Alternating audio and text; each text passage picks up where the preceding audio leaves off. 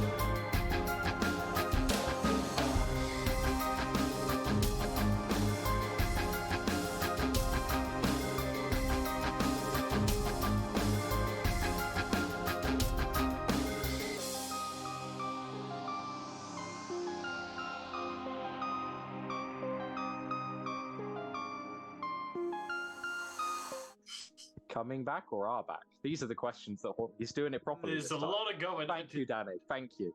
Hello again, everyone. He's run away now. He's very ashamed of himself, and as he should be, frankly. Agreed. Right. On with serious faces. I'm not going to say they're so serious, but they are serious faces. Thank you, Danny. We love you too. Now, before we get started, we have actually had a fairly reasonable amount of time between the two sessions. Reasonable enough for me to ask for a recap. Now, I don't really mind who does it, but whoever does gets to draw an extra card at the beginning of the session. And I'm going to give them a whole 1 minute to go from now.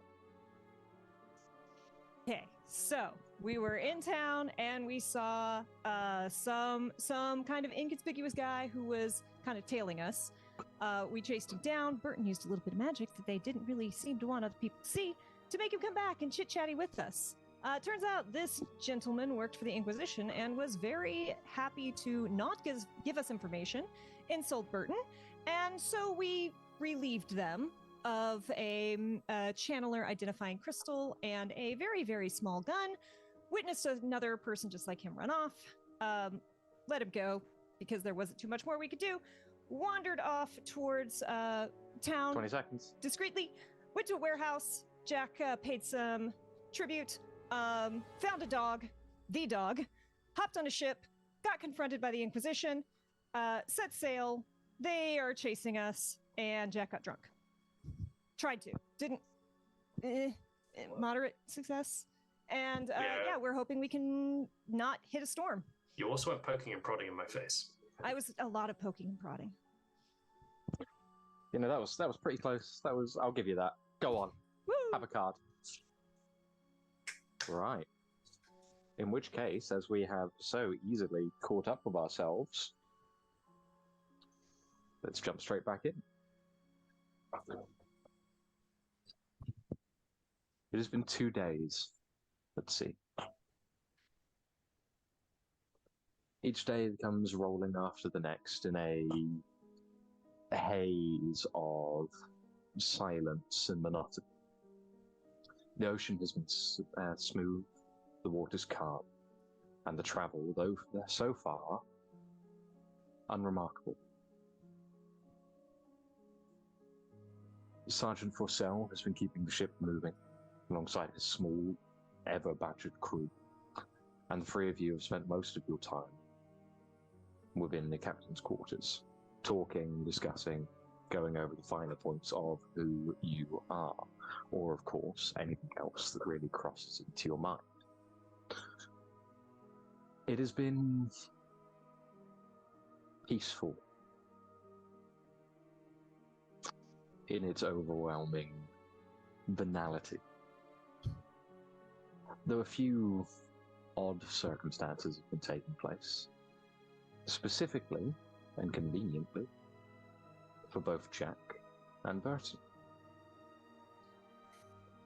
There were small alterations at first, ones you didn't notice when you were on on land, and even less so within the first day at sea. But as the second began to creep around, you started to feel different. For you, Jack, there was a quiet. You first started to notice it deep in the evenings of the deep in the evening of the first day, as the moon hung low in the sky, and you found yourself leaning on the ship, looking out, watching the waves slowly crash against its hull. And that slow, endless noise that you've been hearing since you woke that first day in Saushert after watching Sam and the others sail away from you, it seems to have faded somewhat. You can no longer hear the morass of words and sounds that meander into a near silent cacophony in the back of your mind. There is just quiet. Until, of course, you try to sleep, in which case, in the endless silence of everyone else's dreams, you can just about hear them distance, only if you take time and focus. But whenever you hear them, there's also a sensation, a reverberation just beneath your skin, as you can feel what you can only really describe as your roots shifting. It's unfortunately not even an unpleasant sensation. It's quite calming, like someone very slowly and lovingly running their fingers through your hair. It's almost calming. You take of that what you will. For Burton, it's almost the opposite. Normally, sea air is bracing, open, freeing almost. Easy on the lungs to breathe, as how mere taste of salt in the air is a new sensation for those who spend most of their days walking through meandering countryside. But for you, the last few hours, it has been cloying, heavy. Breath comes to you, but it comes to you with difficulty. Like you're stood atop a mountain or have just finished a 10-mile run. It hasn't become a notable change. No one seems to have spotted that your breathing is heavier or you're finding it harder to move. But more than anything else, you're feeling a slight weakness. Not a physical one, not an emotional one, but the world doesn't seem to respond to you in the way it usually does. You're a channeler.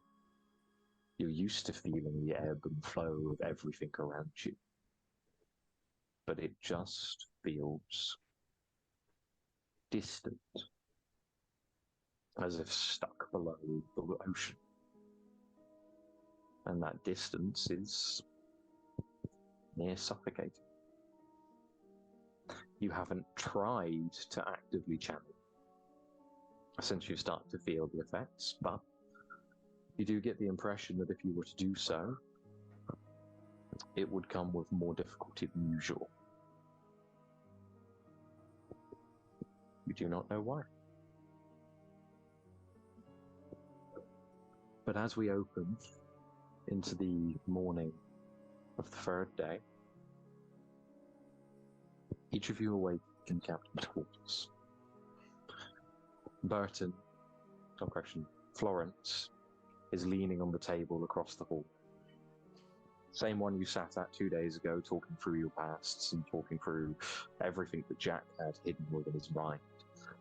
You can see her just slump across it, another empty bottle, a couple of inches from her hand. And there were glasses at one point, but it seems like she's dispensed with those at some point in the night and just taken to chugging directly from the lip of the bottle, leaving the two of you as the ship slowly rocks from side to side, waking a daze, hearing the words of for sale on the other side of the door on the main deck, and of course the endless creaking of the biscuit. The only difference that both of you notice immediately is the light that normally glows through the portholes seems to be obscured. And even a cursory glance to them reveals a thick, rolling fog lapping at the windows, obscuring the sunlight beyond. What do you do?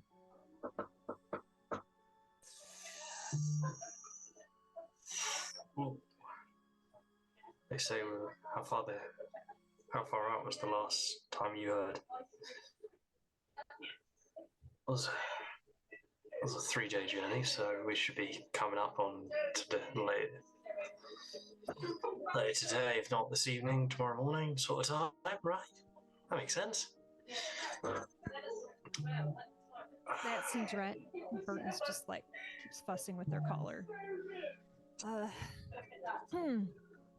That fog doesn't look good. I'm gonna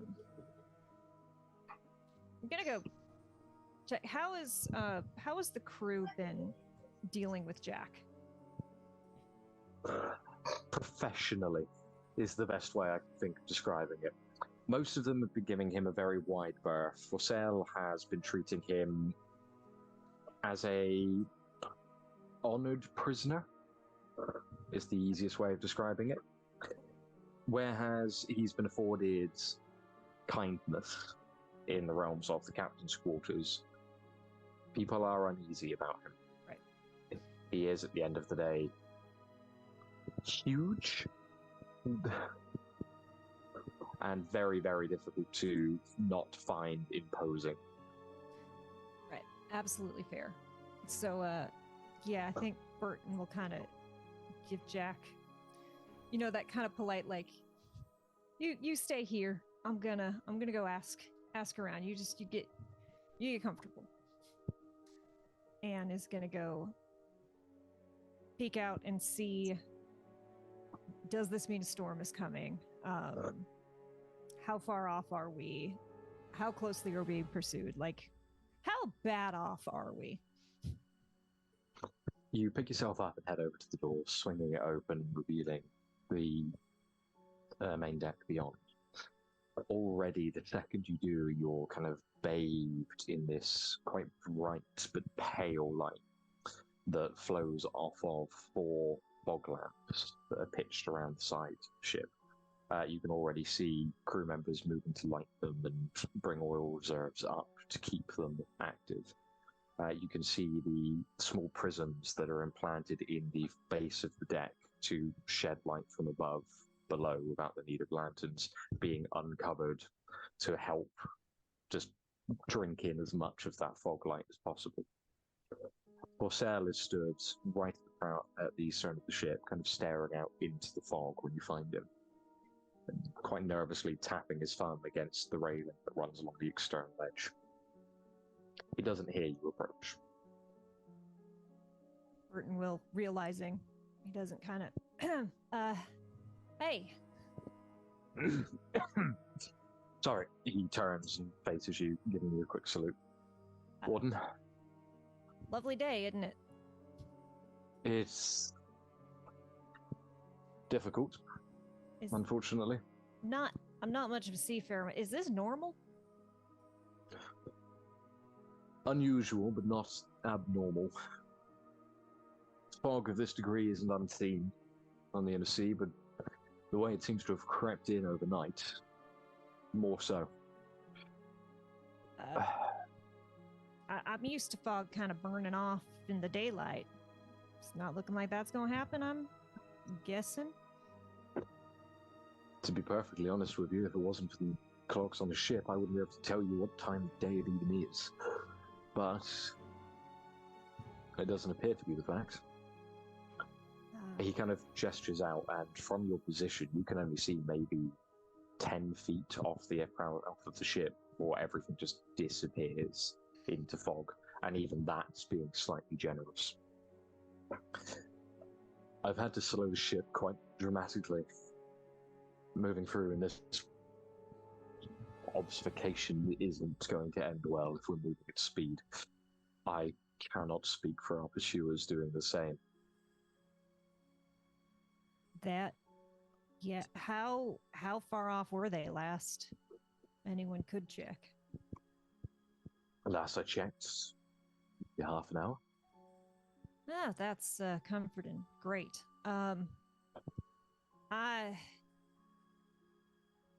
You see, like, they're shifting. They are very much like a country kid. Being on the ocean is not their favorite thing, and then their magic is being affected, and then they're just like, you could kind of just see their skin crawling. I'm gonna trust you to do your job and do what you gotta. You know best. I thank you for the update. If there's anything we can do, I trust you'll. In the kindest way I can. Stay in the captain's quarters, out of the way. Let us deal with this. Ain't gotta tell me twice. Thank you. As you kind of stood there, you feel the ship's rock ever so slightly to the left. Just once. As if pushed slightly. The only reason it's noticeable is because whereas the ship has been gently shifting from side to side, this is a more heavy push. Even he reaches out and kind of grabs the rail. Yeah, Burton, like, drops to a whisper, leans in. Is that them? No, it shouldn't be. All right. Sorry, all this is not... You're in your element. I'm not. I'm gonna get back in the cabins. Thank you kindly. No problem. And As you turn to go, you hear him just start shouting out to everyone, "Keep the lights lit! We're going to move to the sails rather than the engine. Let's see what we can move with." And Burton will kind of move closer to the cabins, pause by the railing, and just put a hand on it and just look out into the fog. I know a lot of this is hella questionable, but I thought I was doing what you wanted. This isn't what you want. I hope this isn't the sign, but help us out, would you? Nod their head and duck back in to Jack. It's a mite foggy out there. Really? Yeah. You don't say. Yeah. It's creepy. Really. Yeah, tad, but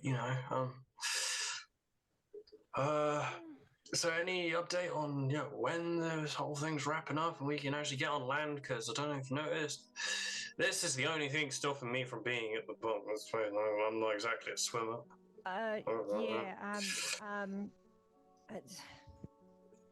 You're like before. You're new to this whole magic thing, yeah? About a month into it, so I don't know what qualifies as new with the Channeler community. Well, I mean, most of us are born with it, so that's very new. Yeah. Is it feeling any different to you since you've been out here? I mean, it's. I mean, in the city, it will change, but since then, it's sort of been consistent. I mean, different. Used to be able to turn this whole exterior on and off, but now it's sort of tends to be a little semi-permanent. So permanent. So it feels different. I'm still getting used to it, so it's hard, but and not beyond that. The ship shifts to the left again. Is it so? Are we getting bad waves, or? Well. Because that happened again. Because that's the second one, isn't it? Yeah. So they've slowed down considerably, so we don't, ram into anything. That would be nice. They're not sure that folks pursuing us have done the same. Okay. Well, this they said that wasn't them, but I don't. Ocean's not my place. Yeah, I mean, I was a farm kid. Same. I'm Where'd y'all grow? Good question. Wish I knew. I wish I knew any of that sort of stuff. Right. Sorry, didn't mean to... No, they were growing poppies there, but apart from medicinal purposes, I don't exactly imagine there's much in that for growing fields and fields of the stuff. But depends on how right and honest you are. Evidently, anyway. So we're at question mark on when we arrive, and it's quite a little ponder, and another ship. Okay. Well, that's awkward. What is the wind like? Are you opening the door to find out? Just gonna like lead, more sort of addressing the room, I guess. Yeah. I didn't feel much wind when I was out there, did I? You kind of ask yourself the question and realize you didn't feel any. At least you don't think you did. So they're going to sails on no wind, and there's waves which are big enough to shift this ship Consistently. There you go. Thank you. Do you believe in sea monsters? I mean, there are big fish in this sort of body of water. You know, Chalice isn't exactly Another shift. Big This fishes time are. a bottle is pushed off of one of the bars and smashes against the floor. Oh, that's was it full? Brandy is currently leaking across the floor. But Does the martyr have no mercy? Hear some of these. to answer the question of sea monsters, the greater oceans that surround Chalice are renowned for vast oceanic life. Some would even note it as titanic in size. Entire industries have sprung up around the hunting and slaughtering of these great beasts, be they squids, kraken, whales, sea serpents. As you approach Dagos more and more, you'll see a lot more of it. There's a reason a good portion of Chalicean delicacies are seafood. But the inner sea is quite literally just that. Inner. It doesn't connect to anything on the external. It shouldn't have anything in it bigger than maybe an uncommonly large trout. Maybe a basket shark. Basically, if there is something here, it's basically the Loch Ness Monster. Some myth and legend. Great. Sort of. Okay. All right. Well, that's. Can I ask either of you, in fact both of you, for a notice check? Do we get to draw 3 cards now? You do. Hey, who gets to draw 4? I know the system. La, la, la. Not really. I really try to learn. This is going to be a difficulty 14 notice check. Just double check. Once again, I have 2 in notice, but a -3 in cunning. So this will be a pull with a -1. Red ace. Notice. No notice.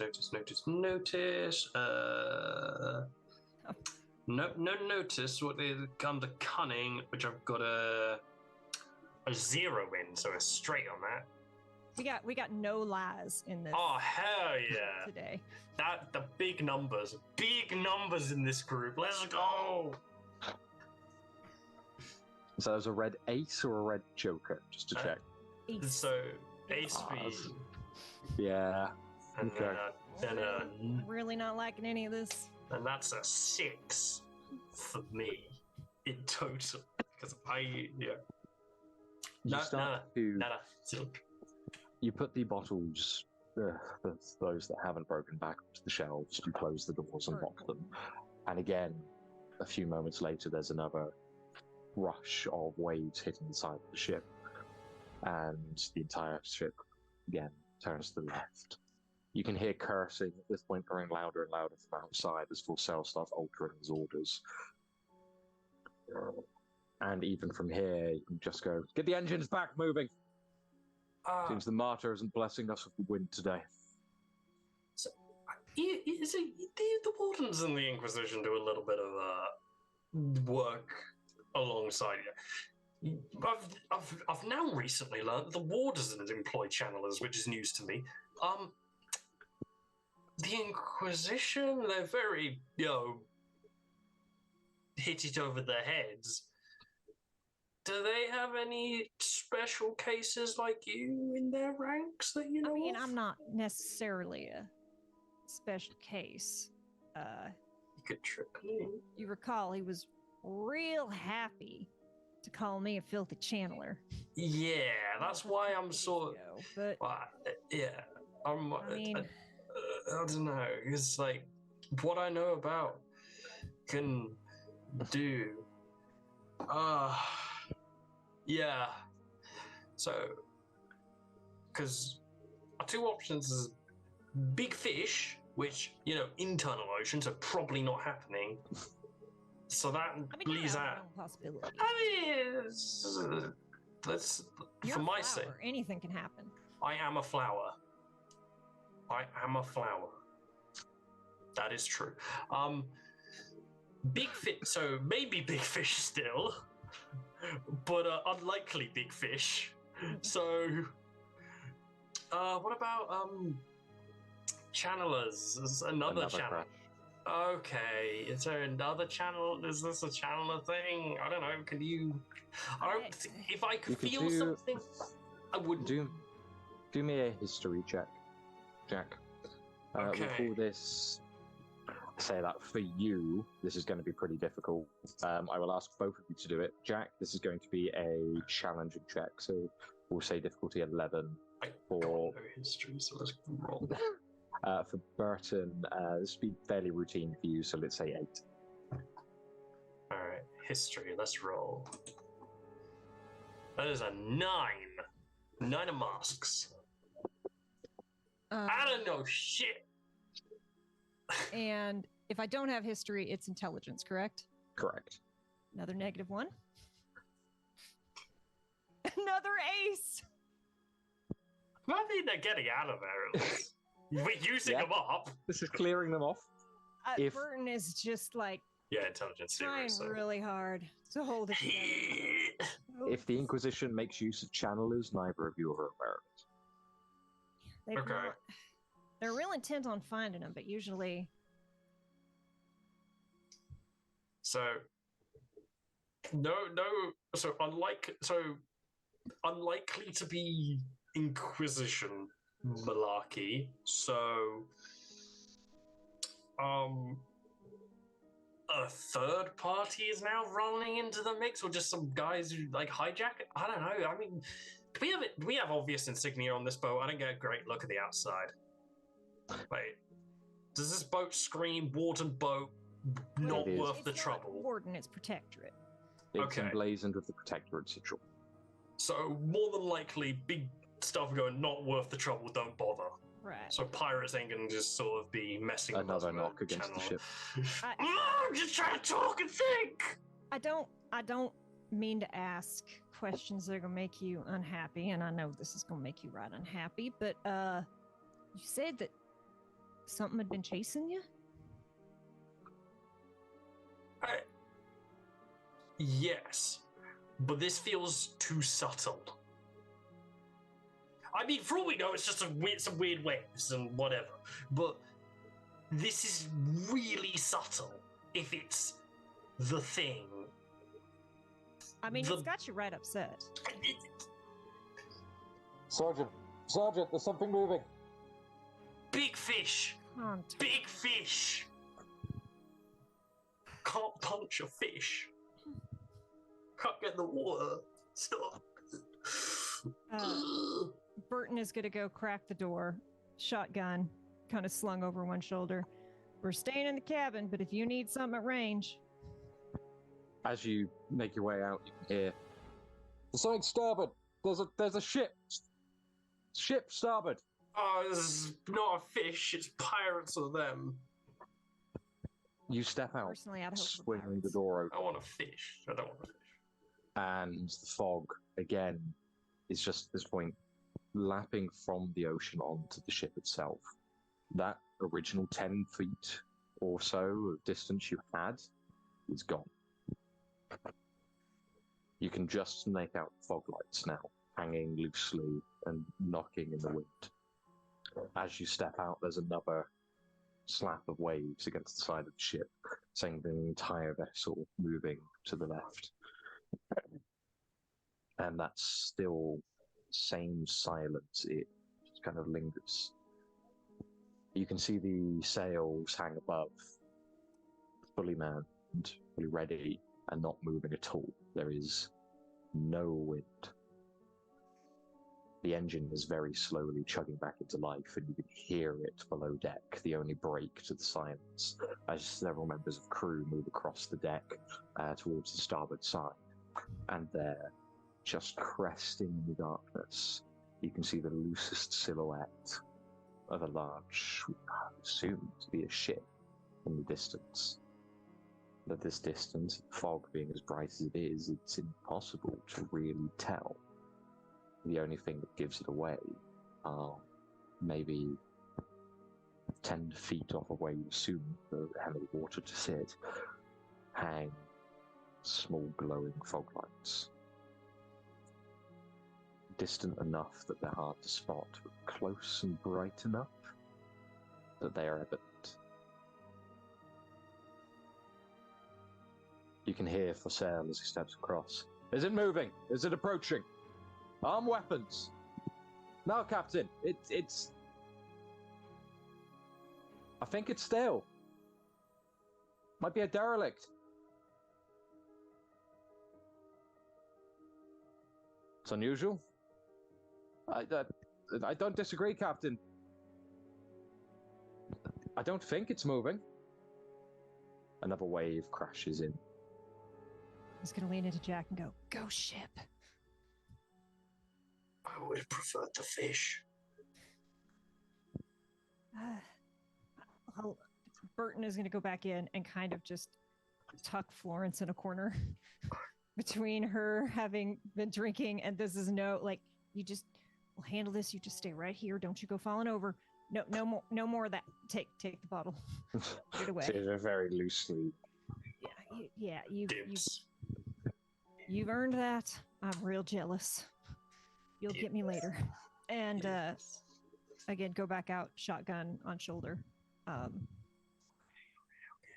Big fish, not a big fish, but go ship. Cool. Why the fucking weird shit never go away? Jack, are you stepping outside of the captain's quarters? I'm assuming the door is just sort of open because you've been going in and out, going. The door's just been left swinging open. You can already feel the very cold air rushing in from outside. Say I'm sort of looming in the doorway, but not. That's the most I've gone until I'm given express permission by my handlers to leave. I'm not stepping out the doorway. In which case, Burton, with your back to Jack, you're aware that he's lingering near the door. Nothing more than that. You step out. The entire crew has sailed around, as I said, the starboard side. And, excuse me, even Florance has kind of now just stood there, his hand just leaning on his cudgel, staring out.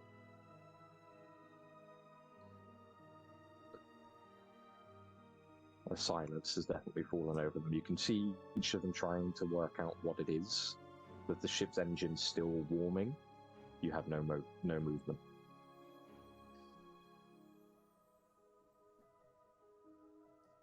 It's not coming for us. We don't gotta mess with it, right?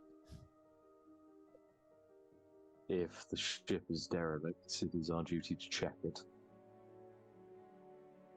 Yeah, I'm not here to tell you how to do your job, but a spooky derelict ship in the middle of the magically appearing fog while we're being pursued. There's another impact.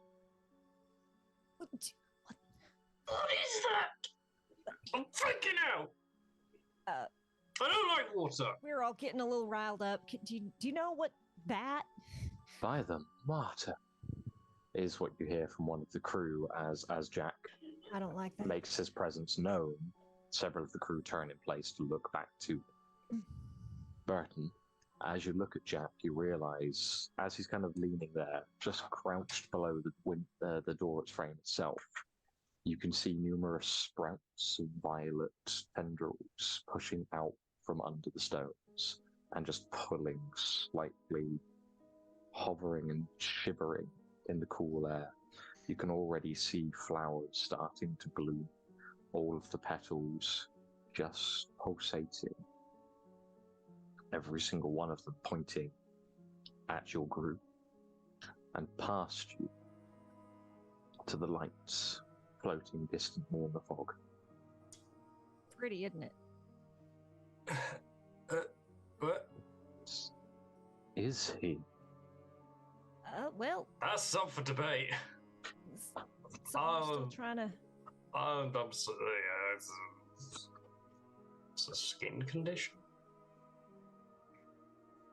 It's a condition. Roots It's run a little something. deeper than skin deep, friend. Yeah.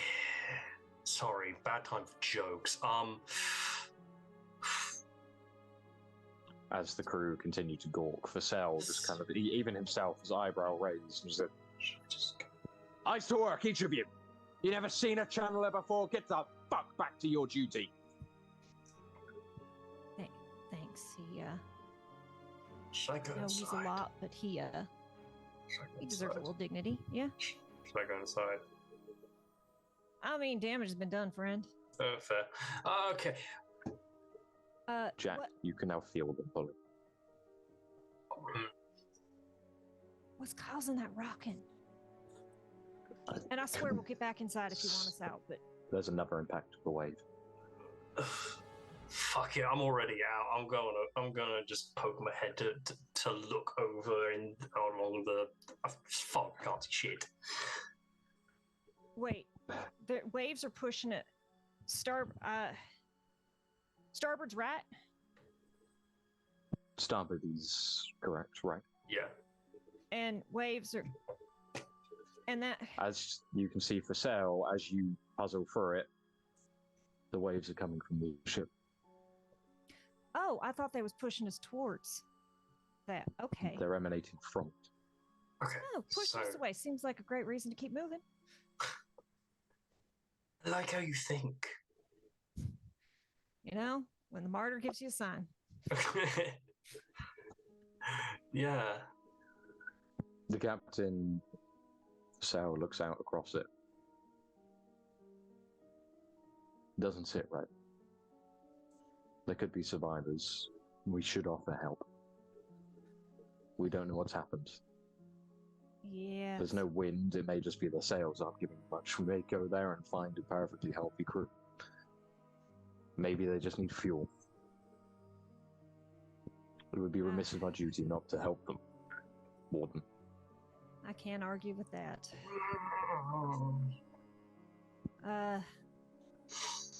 Can we be a help, or is it just to get back in?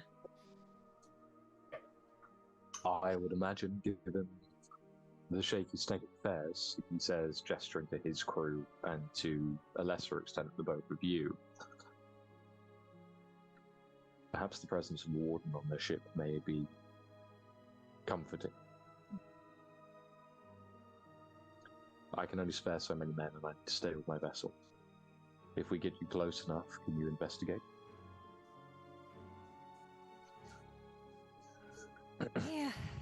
Yeah, if they're survivors, we should...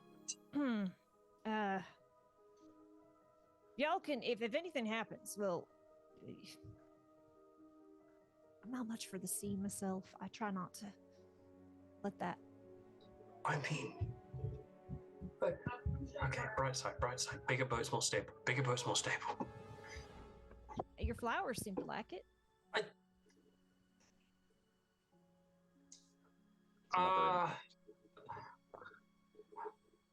You notice, looking at Jack, as the wave hits you, all of the petals expand and contract. The instant the wave makes contact. You're really fascinating. Like, I don't mean that to sound weird, but like, wow.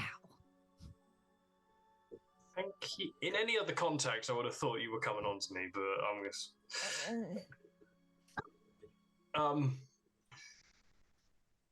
Okay. That pained little noise was brilliant. Yeah.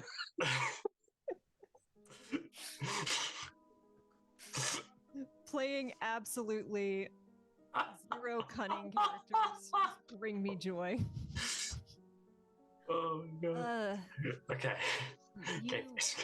You can stay holed up, but it sure seems like something in you wants to.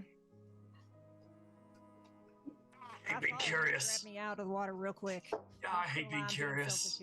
Yeah, fine, let's go. I hate being curious. Impact. You don't. Oh god. You don't use any weapons, do you?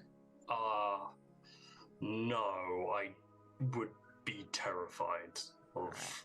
Right. I'd more just sit in the front and just get hit a lot. Well, that doesn't sound very nice. That stops you from getting hit. Well, I do appreciate, but still, that seems. And it's like, I don't really like. Knock, knock, knock. I don't really feel this outer layer too much. When you start getting in between the cracks, that it's so. Engines up and moving. Ready? Let's do this. Not to take the position of authority. Sorry, I'm not. We're on the same page, don't? Impact. Fluctuation.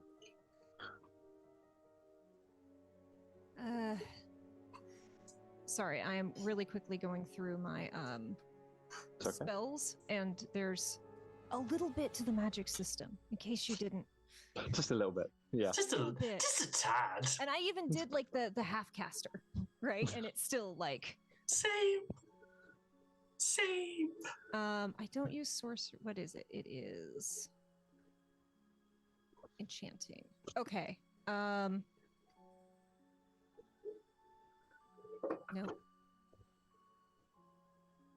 I'm just trying to see if I can. No, okay. My deck pulls were garbage today, and I don't trust the main deck. The main deck is like, you are getting zeros. This is a game that doesn't have zeros. You're getting zeros. Look, there's only 2 more you could possibly, 3 more you could possibly get. So crit failed, so I'll take that. How about just do some like little simple tasks? Right. The ship begins to fall. I still kind of want to give you this, and pulls out that little tiny handgun that we took off that Inquisition. I still kind of want to give you this. If you don't want to hold it, I'll take it. I just think it'd be real funny. Can you even fire this? It's so small with your finger. Probably not, but let's try. You hand it to him. The trigger guard is so small he can't actually fit his finger through it. That is just delightful. It looks like a toy in his hand. That's exactly why I wanted him to have it. Use your pinky. Okay, I'm sorry. We got to be serious here. Oh God, it's been. What do we do with this? I'll take it back. Okay. Got it. The ship turns slightly. You feel it reorients, and the impacts of the waves begin to less come from the left and impact the prow of the ship, splitting a lot more eagerly against it. And you push forwards. Again, the only sound you can hear is the slow chugging of the steam engine.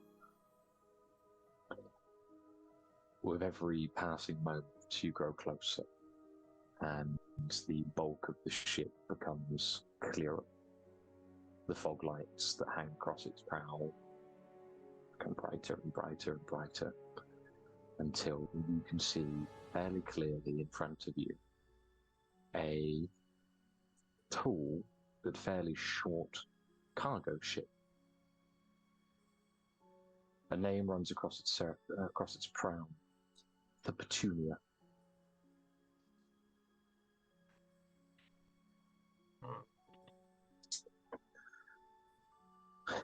You move up across across its port, bringing yourself closer and closer in. The fog is still thick here. The lights you carry are strong enough to illuminate the sides of it, but not huge enough more. And anything that lies behind you may as well not exist. The silence becomes more and more perverse as you grow closer. Whereas normally you'd expect to hear the creaking of a ship of this size, you hear nothing. just this overwhelming, cloying nothingness. And again, roughly every minute, there is a wave that impacts against your ship. As you've grown closer and closer, you even notice that a second or so after the initial impact, another slightly smaller wave hits. Should we be expecting to hear voices by now, or? I mean, from the ship? If there was anyone on it, you'd imagine so. Yeah, what would be causing those waves? Why is it coming from that ship? Sail stares out across the vessel. He kind of looks at you with an expression that reads, I have no idea. Fun, weird mysteries, yay! He brings you alongside a hanging bridge, or a hanging ladder that just loosely cracks against the side of the Petunia. Is this a wood or a steel metal? This one is a wooden one attached with a length of cord that runs along either side. Okay. And the boat itself is what? Steel. Okay. It is a good cargo vessel. Is this ladder going to take my weight? That's the next question. We might want to have you go last. Yeah. In case. Unless you can do some kind of viney thing and... As far as I'm aware, it just sort of... I have no control over it. It just sort of does what it wants. Well, you're still new. Give it time. Maybe I'll be able to swing across the city. That'd be pretty cool. That would be also a big boy. As you're preparing, Purcell turns and gathers up 3 of the privates on the vessel. A Private Egbert, Lilia, and Kappendorf, handing each one of them a cudgel and a flintlock pistol. They stand each ready next to that ladder. And as the two of you are having that discussion, one, Kappendorf, inclines their hand up. They should have a cargo crane on board. We could lift Mr. Don't worry, I get it. Just Jack's fine. Yeah, I'm a big boy. I get it. Yeah, I mean, or just drop the cord and I can sort of rope climb up, because then you'd have to find a pallet and whatever. So, I mean, I'll give the ladder a go, but yeah, I'll go last because I don't think. And Burton will make sure to do like each of them. Like, this is Jack. Gonna be coming with us. Jack's fine. I get it. Your concerns and that stuff. Yeah, that's understandable. You know, I'm not going to take offense. They just kind of nod, seem kind of shakily, trying to not directly stare at you. The plant life on you has grown significantly more verdant the closer you become. You just... Is it more ratio to rock to greenery is equaling out, or are like a walking topiary? Oh, so that botanical garden bit last time, we're getting there. You are very close. It's at the point now where you can see the vines, as you move, redistribute themselves quite regularly. Regather around your limbs and cover any weaknesses that may become apparent. As you, for example, do that, exposing the veins normally protruding there, they just rush up to cover the gaps between the stone. Dude, plan. I'm just gonna turn around and like whispered, "Hello." They vibrate. Stop. vibrating if you can hear me. Nothing changes. You're a moment. shit. A moment or two after you stop talking at any point, they do die off slightly, but they are distinctly reactive to your voice. Can we do yes and no questions? Vibrates.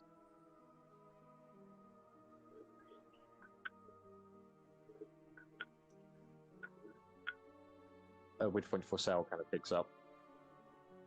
Sorry to interrupt, but if the Bloody Crow is too far behind us, I imagine they shan't be long.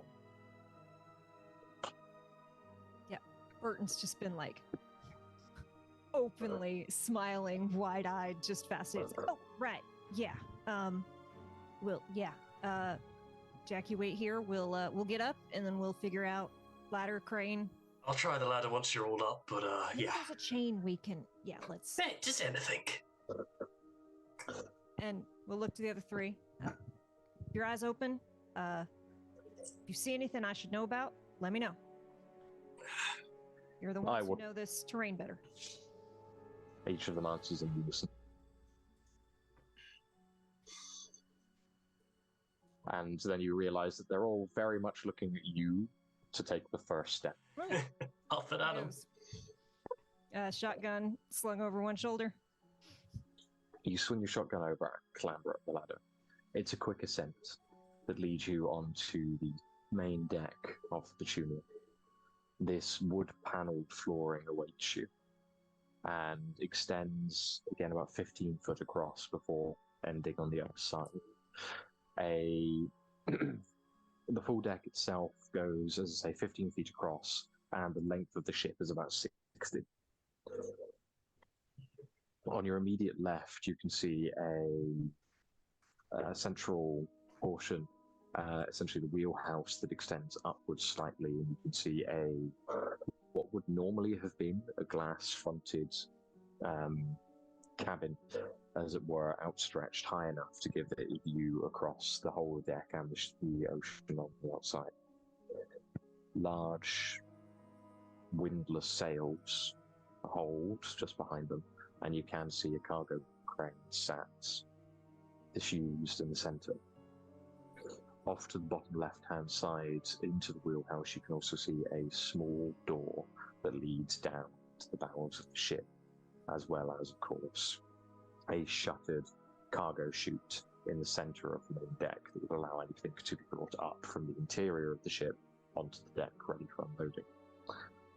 As you take a couple of steps on board, you feel your feet hit glass and just crunch.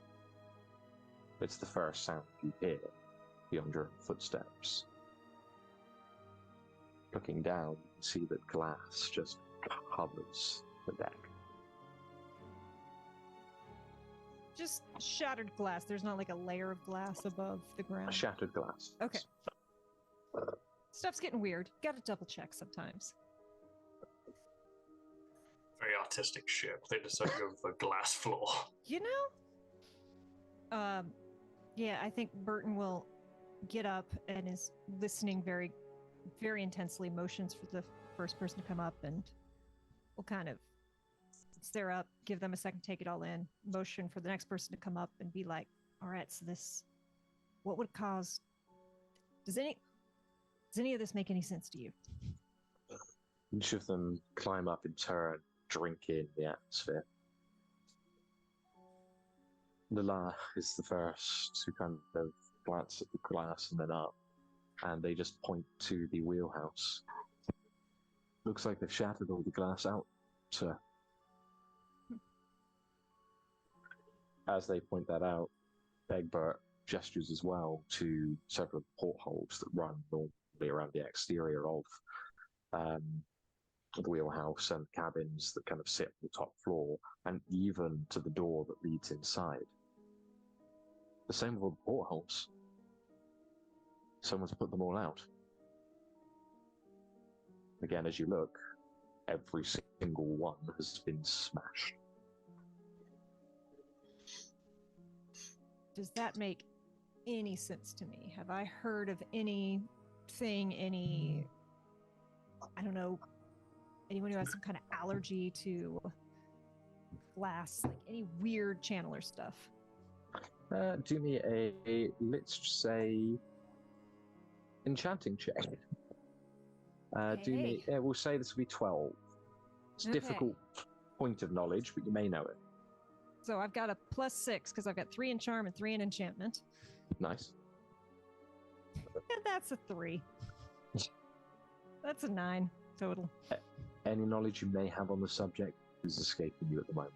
Yeah, this is real strange. All right. Before The light of... Sorry, go on. Activate the crane. I just want to make sure that they all get a good look as much as you can in the fog, get a good listen, because I don't want to order them to start up the crate, have noise happen, and then weird stuff happen. So have them have a good listen. Motion for Jack to try the ladder. I don't think it's going to work. Give it a go. No, give it a go though. Just for the note, Jack on the ship, Purcell stands next to you, glances up. Everything okay up there? On the ship, none of you hear anything. That's cool. That's cool. Does my magic feel any different on the ship? The same oppressive feeling Figures. is still there. Yeah. If anything, it's worse. Yeah, figured. After hearing a while after For Sale says then nothing, I'm going to shout up myself. I'm going to give the ladder a go! You get no response. Alright, I'll give the ladder a go. You put some pressure on it, and immediately you can feel it straining.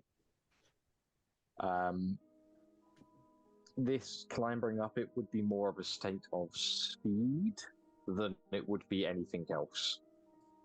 Seeing if you can be faster than it's... Yeah. A thing I am not built for. It's completely up to you if you'd like to try it. Or you can wait. We planning on...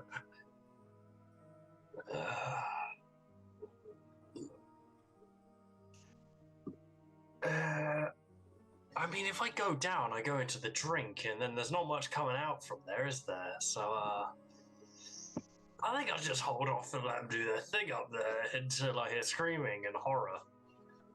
Fair.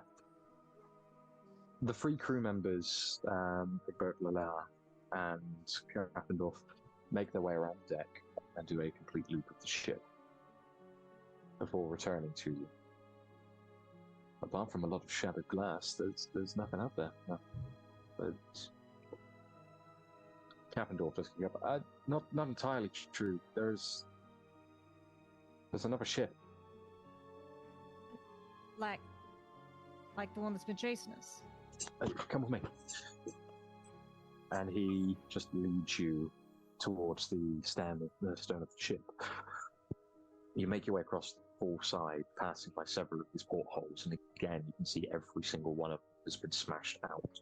Glass covers the floor as you walk through, and in the light of the fog lamps, it's almost as if looking over this broken mirror that plays along the deck. Small pieces of light glitter off of it. You can even see momentary flashes of your own reflections as you walk. You crush these underfoot, just turning them into little more than dust until you reach the stern. And as he says, Kappendorf kind of points off the side. Just there, you can see a very small ship, painted bright yellow, no larger than would be needed for one person, and maybe a small amount of stock. The type of thing you'd expect to see in the canals of Faith, or something similar. There's a long guide rope tied from the side of the Petunia, linking down to it. The ship just rests there, unmoving. A single fog light attached to a small stick hanging from its stern. Or from his prow, even, sorry.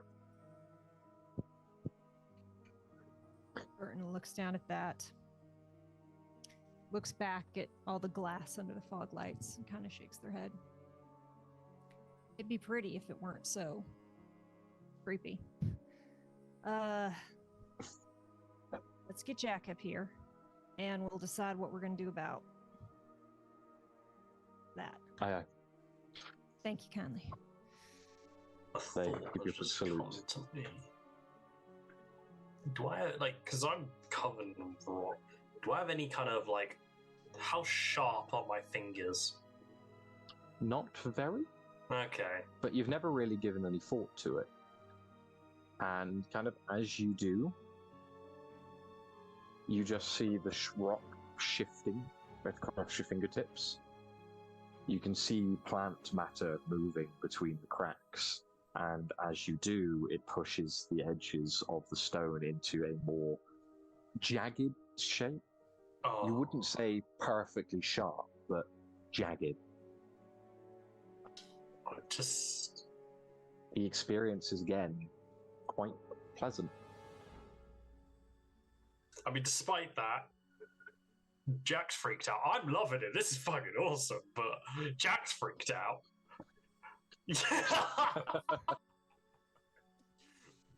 Oh. Yeah, we're trying it. We're gonna. It's wood. The ship's wood. No, it's steel. Shit. Still, yeah. Ah, motherfuckers! Why'd you have to go have a fucking revolution and make metal ships? There's one thing the Chilicians are good at, it's making ships. I'll try it anyway, fuck it. It will be difficult, very, very difficult. More just to puncture the ship than anything else. Give me an athletics check of, let's say, 50. Okay, athletics check. Might, if you don't have it. No, I got a +5. Is it? It's AV or yeah? Is it AV? AV. Yeah, so acting 5. value. Okay, 5. Let's fucking go. How'd you do? That is 17 total. That'll do it. You, after quite literally 5-10 minutes of nothing, you have the thoughts and you feel everything start to shift. Even for Sale is, you can hear him quietly muttering under his breath, trying to work out exactly what to do next. And as he talks to himself is when your first blow impacts into the side of the ship as you run your theory and just crash a hand through. You watch the ship, the steel, not break, but definitely buckle under the impact. That's better. You run rather than make a shit ton of punctures. And even you kind of stand there looking at it, then looking at him, as he and several of the rest of the crew react to this sudden, sharp impact. I And vouch these- for you to Yeah. everyone. I'm not doing anything hostile. I was going to say aggressive, but that's up for interpretation. As you kind of hold on to it and you think about your intention of rapidly just trying to clamber up the side of the ship, there is a fluctuation of movement on your arm. You see the stone react and pulsate up and push as several vines tipped with stone launch from your hand and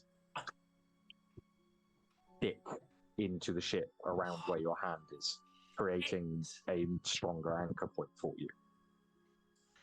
I could become fucking Venom. This is second hand. Same thing happens. You slam one in, and again, the vines react, slamming in and just giving you points. These small violet vines linking into the ship and just connecting you. Okay, I'm gonna hold my grip, but just try and with my upper body to just try and pull myself off to see if I can hold my weight with it. You just put a little bit of pressure on the vines, relax. They hold you for a while, but you do see them start to strain and buckle. And it's at that point you just kind of push yourself back in. You get the feeling they could hold you there for a couple of moments, but not too long. They are still vines. Yeah. Stronger than normal, but you are very heavy. A significant weight, yeah. I'm gonna give it a go.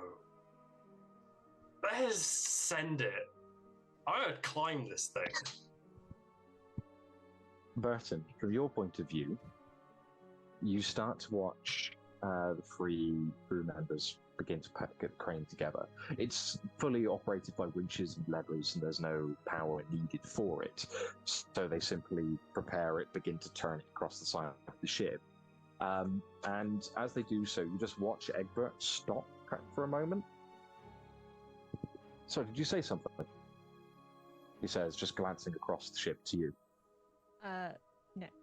No. I'm gonna kind of walk closer and just keep an eye out.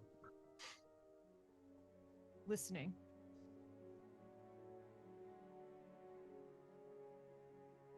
Do a notice check for me.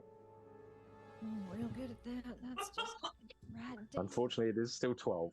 The bane of this campaign, noticing Right? things. It's usually Or, doors, but here we I'll are. tell you what, actually. Do me a necromancy check. Fuck! Ooh. That doesn't say something. Does that use enchantment? It's its own skill Okay. that requires on either charm or tenacity. I will take charm. I mean, it would have to take someone pretty charming to, like, get me up in the morning, so I'm very tired. I'm very sleepy. So, yeah, if I was dead, then particularly charming. Yeah. That would be a 16 total for necromancy. 13 As they say it. plus 3. Very nice. You just kind of look across the vessel. And you don't so much hear something as feel something. Uh-oh. A building of pressure.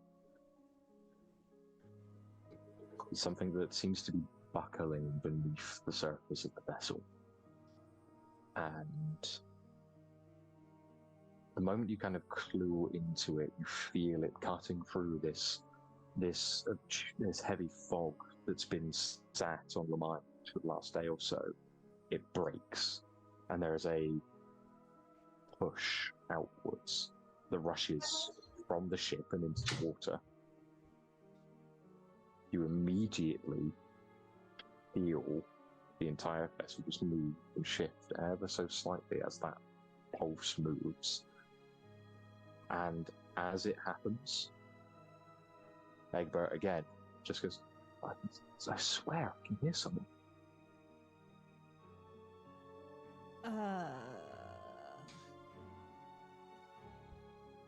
Hello?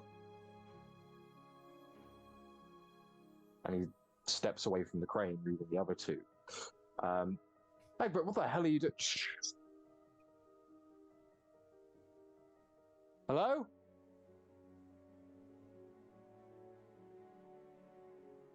Can none of you hear her? God, There's someone.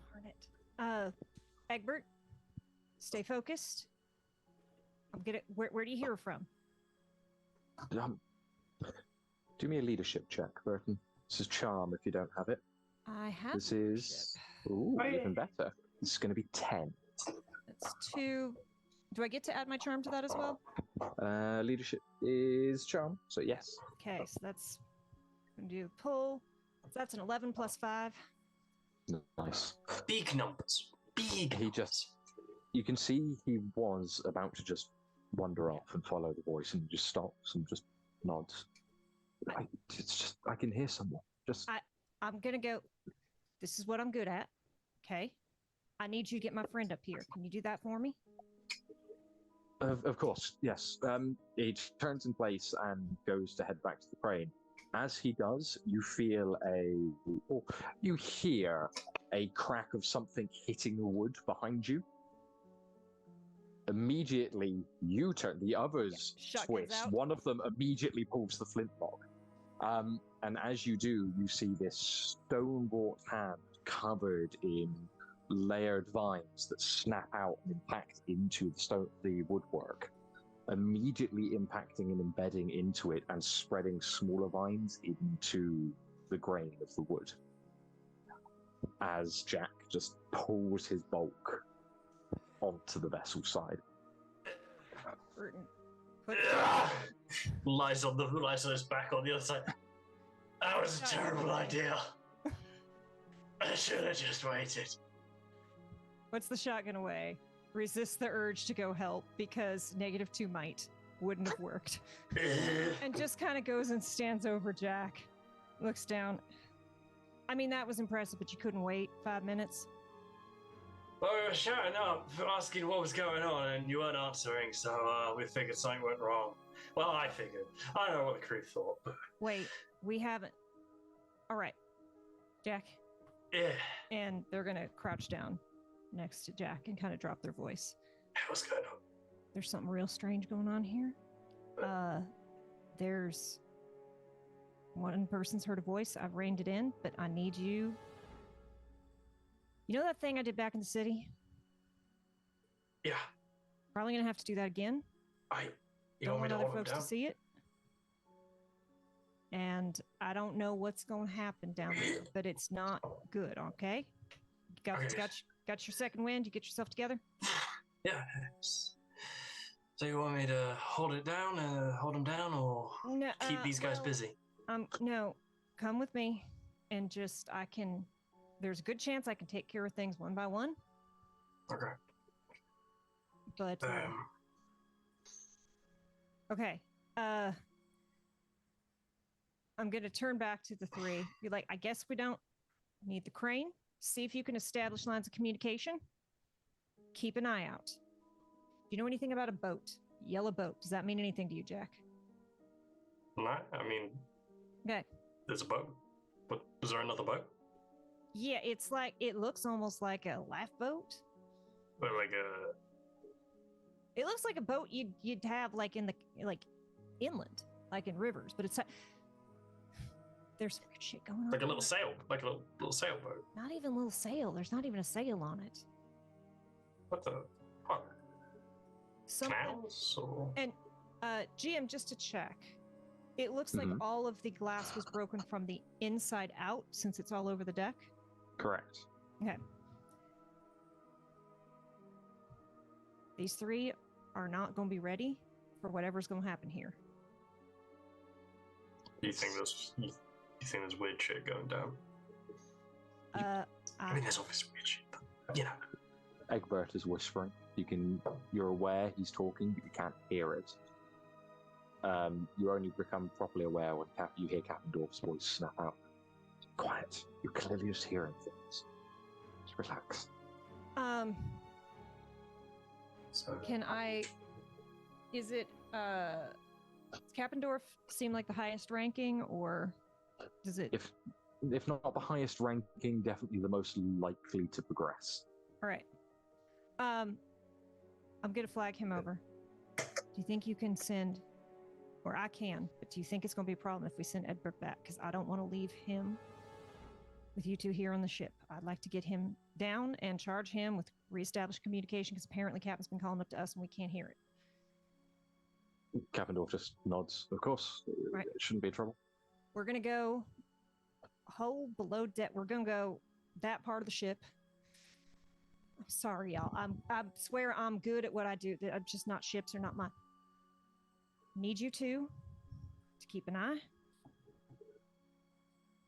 And if anything comes out that's not me first, shoot it. Aye. Thank you. Thanks. You see him look at Jack. oh, thanks. Or him, or Jack. I mean, Of course. I'm thinking this, Jack, so I intend to. No, I don't want anyone shooting you, all right? I don't want anyone to shoot me either, but you pretty much gave it a free invitation. Kappendorf nods and makes his way back over to Egbert. You watch Kappendorf and Miller begin to move Egbert just across, heading back to the ladder. Egbert, as he's going, come on, I know I can hear someone, but just Egbert, no one's doubting you. We just gotta take care of it, all right? It's not your role. It's mine. Okay. It sounds like a woman below deck. I can't quite make out what she's saying. Well? How does she sound? In trouble? Or hurt? Or comfortable? Or... Scared.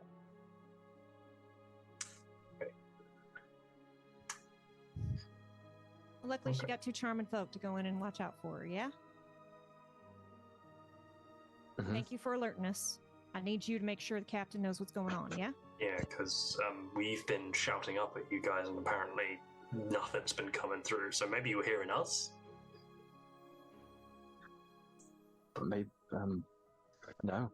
I can't imagine. Yeah, it's weird, but because it's not that far up in fog, and I can be pretty loud. Yeah. It just kind of nods, and at that point, they begin to help him off of the ship. Down towards the biscuit, leaving the two of you to do whatever you choose. All right. You can either ascend up towards the wheelhouse or head below to the cabins and cargo hold. Well, Unless there's... he said that he heard her coming from below. So that's where Burton would be inclined. Also, you guys have been saying the vines are the flowers are sort of moving in a direction. I'm just gonna try and that's what I was thinking. I'm just gonna try and like put them to the palm of my hand and almost use it as a makeshift like compass in a sense. Hold your hand out and you just watch as the vines, as you kind of completely stretch your fingers apart, run between the crevices, and flowers begin to pulsate into the palm and going from the shoulders and even upon your face in some sections, and push directly down into the ship. And as you see them, Burton, you realize that their pulsations match the build-up and release of pressure that you can feel below. Okay. So we're going down. You are hella magical. I know, right? It's so weird. No offense, but it is. All right, hold on. I don't know that it's going to work, but I'm going to try and do an elemental weapon on one of my bullets real quick. Which I'm going to... Whatever the target value of it is, increase it by 4. Brilliant. So this is not going to work, but we're going to try. Yep. Nope. That's a 5. Right How suit, but badly did you miss? I needed an 8. So 12. You start to build the energy up in the same way you normally would, pushing it into an anchor and preparing to release it.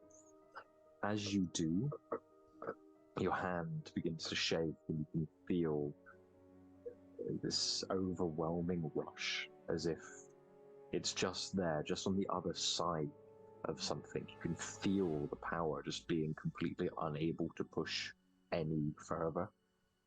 And just as you begin to release the spell to try and make it take hold, there's a spark and a burst. The air around your hand literally pops with a strange, misty black smoke. And you pull your hand away just at the last minute. It hurts, ever so slightly. You could see there's like, they've very much been kind of this, a little bit cavalier, a little bit serious, but easygoing to try and calm the others. And you see them like, all right, I forgot. All right. Does this happen? The stuff, not like, I don't mean to. I'm still trying. I've not had another chat in the group to get to grips to any of this. Does this just happen sometimes? No, Or is this what the fuck is going on? This isn't normal. This is part of this is another piece of the weird puzzle. Between you and me, I don't need them knowing, because Wardens have a reputation. Come down to your height. Burton's like not short, but still, I am very much like it's a weird feeling for him.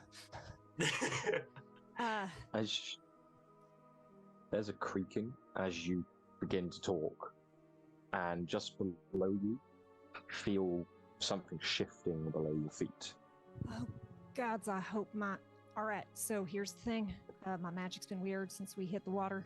It's feels weirder here. Whatever's making you bloom, it's making... Most of my magic's kind of nature and earth, and so it's a little annoying that you're all flowers and blooms and pretty, and I can't do some basic stuff. Not mad at you, mad at, just... Yeah, I figured as much.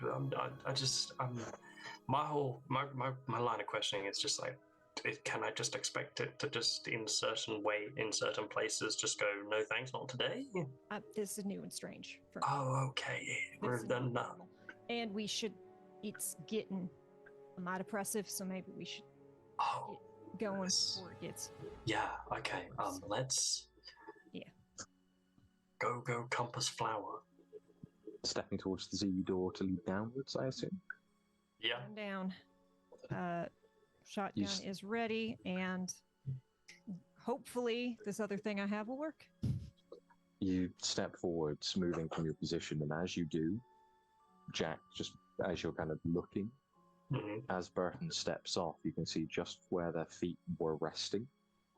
The wood of the planks has burst and changed, and now all that lies in its place are two perfect footprints of black obsidian that just slowly seem to be pushing against the wood grain and causing it to snap and break. As they step away, they stay there. No longer expanding, but you can see them resting. How does the compass react if I bring the compass to it? It pulls away.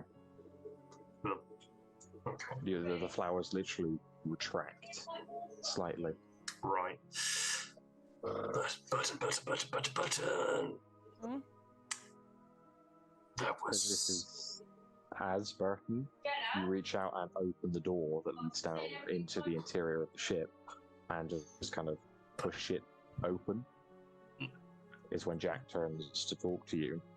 Your eyes go from the interior of that corridor that lies beyond back over to him, and just as you do, you catch the briefest glimpse of a man sat at the far end of the corridor, his knees brought into his head, and wrapped across the back, just slowly rocking in place. And that is when we're going to go to break. Fuck you, sir! Fuck you! We'll be back in 5 to 10 minutes and see you all on the other side.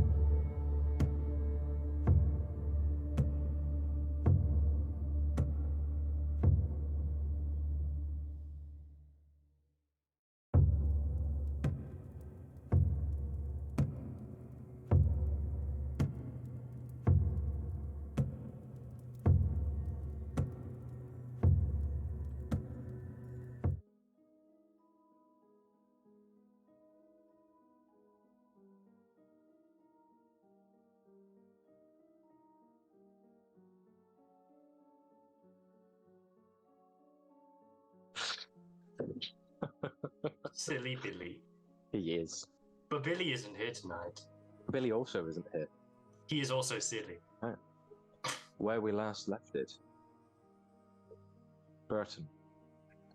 Jack has just motioned for you behind. You can hear him just calling out very rapidly, muttering the name, and as he does so, at the end, a very long corridor in the interior of the ship, you can see a small figure rocking back and forth, his hands hidden, wrapped around the back of his head, bedecked in the navy blue of Protectorate officer. Burton is gonna not look back, hold up a hand. But, it's here. Or no, it's here. Okay, well, there's someone here. It's here. And what am I supposed to do about it? We're all meant to fucking leave. There's a survivor. No, there isn't. Burton's gonna step towards the person. The moment you step into the corridor, which rocking stops. Hey there. I'm a warden. It already knows you're here. It begins to just start to shake. Do you need help? Is there a young lady here as well? The rocking continues. It's extra creepy because your background filter is editing you out half the time. So it seems like you're flickering in and out of reality. Ghost crazy. Ghost crazy. Even better.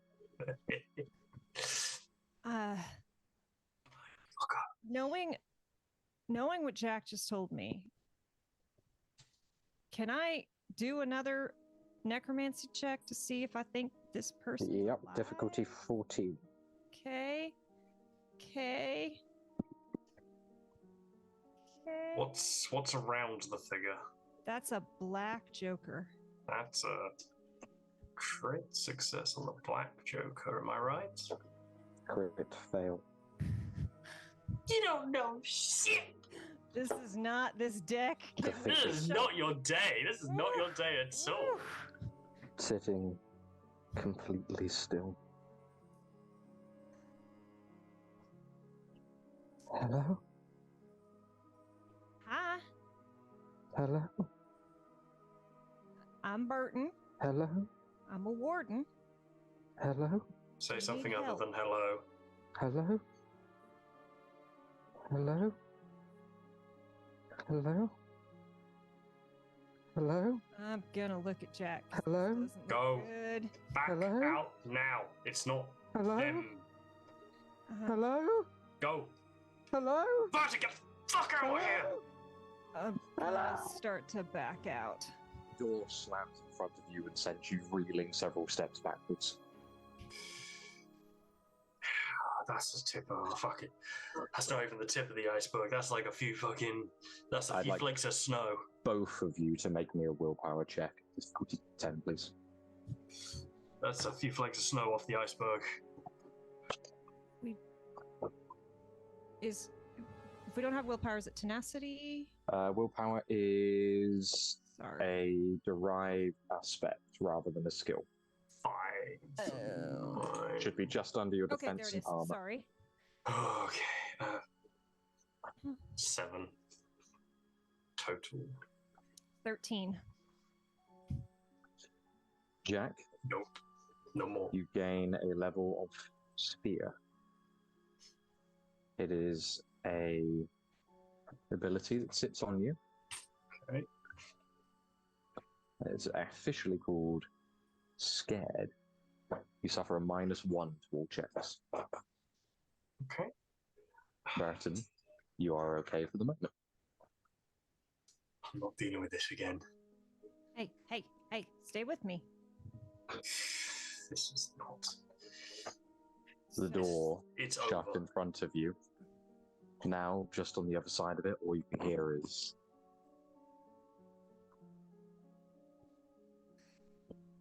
That already over. This place is gone. There's no one here. They're all dead or going to die in a horrific way, and we are too if we don't get the fuck out of here. We shouldn't leave folk to die. If we There's no one there anymore. Burton looks very conflicted. It's not Jack. a person. It's as you move towards Burton, your feet crush the glass beneath your feet. You crush the glass beneath your feet. You just feel it dissipate into dust below. And just as you feel that, you glance down and see the myriad pieces of glass that just litter the floor, each sending up a slight angled reflection of you back. Oh, those fuckers. It's the reflections. What now? I don't know.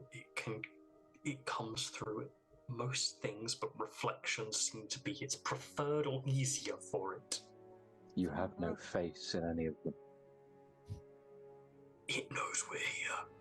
Someone broke out all these windows. Because it don't. Okay. Hello? Hello?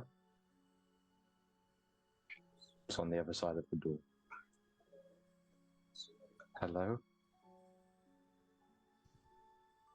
Hello? Do The handle moves. I feel like I know that my magic is sluggish here? Do I feel like that is specific to my enchanting magic, which is what I usually use? Do I feel like it would also impact my ability to use necromancy? You feel whereas one is impacted, the other may be empowered. You're saying that thing's not alive. Hello? It's not what it used Hello? to be. Hello? Get behind me. Hello? I'm gonna wait, and the moment that door opens, I'm gonna cast. The handle continues to shiver. You can see it shaking. The voice. Hello? Hello? Identify yourself and let us Hello? know that you're alive. I know what's done this. The handle stops. And I'm not taking any fucking chances, not anymore. I The know voice quiets. you have suffered a lot. I know that. Now you've got to give us straight information, because I am not fucking taking any chances with you. I will fucking kill you if you do not identify yourself right now.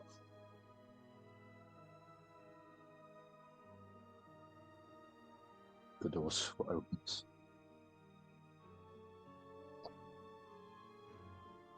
It swings. The door always empty. There's nothing here. Bar the same figure at the far end, still rocking in place.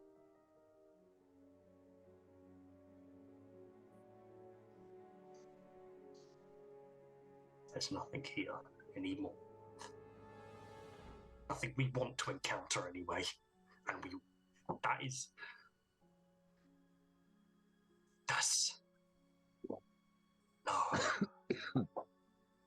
You're sure this thing is it like dead? Like reanimated dead? However, I can't tell you the first fucking thing about what that is. It could well be a person, but they've lost their mind, and it is a gateway into us. I'm not taking that chance for me.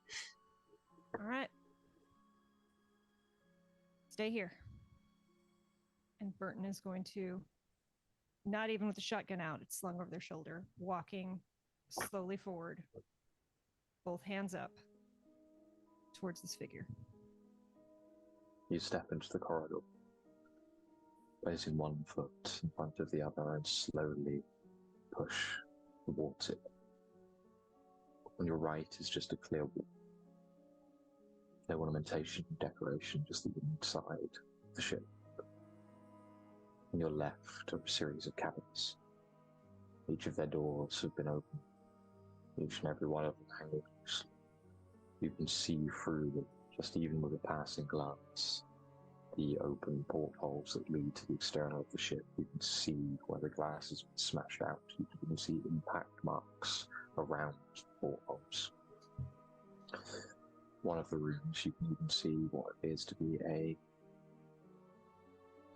makeshift pillow fort lying in a corner. One before it, you see bloodied bed sheets wrapped and thrown upon the floor. A small shaving bowl leans awkwardly on the side, water still draining out of it, dripping onto a red-stained floor. You draw closer to the figure, and it continues to just rock in place. Your arm's length away from it. I'm stop 1 yard away. Are you there? Are you alive? Well, Say that again. hello? Hello? Hello? I'm going to very quickly, very briefly, look back at Jack. You look back. Jack is there, alone on the deck. You look back. The thing is, man's very slowly releasing his hands from his hair. You can see deep broken fingernails, the tips of his fingers, blood pooled in the bases. He starts to just lift his head up to face you. You see this thick, tough black hair falling away, thick with and matted with sweat. You see the running pink of the skin that runs from the base of his hair across where every feature of his face should be. This blank, puppet-like visage points itself up at you,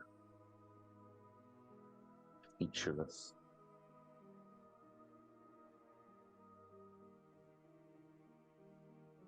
Start slowly pulling the shotgun, slowly backing away.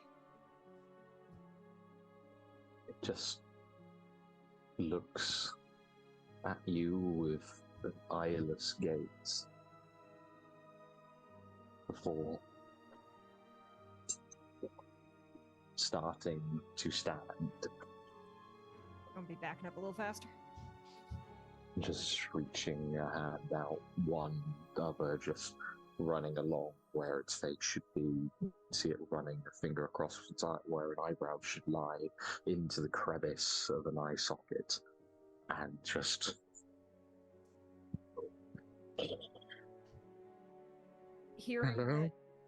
Remembering what Jack said, that these people are either already dead or, in so many words, death is going to be a blessing. I think Burton's just going to unload a shot directly. shotgun check for me.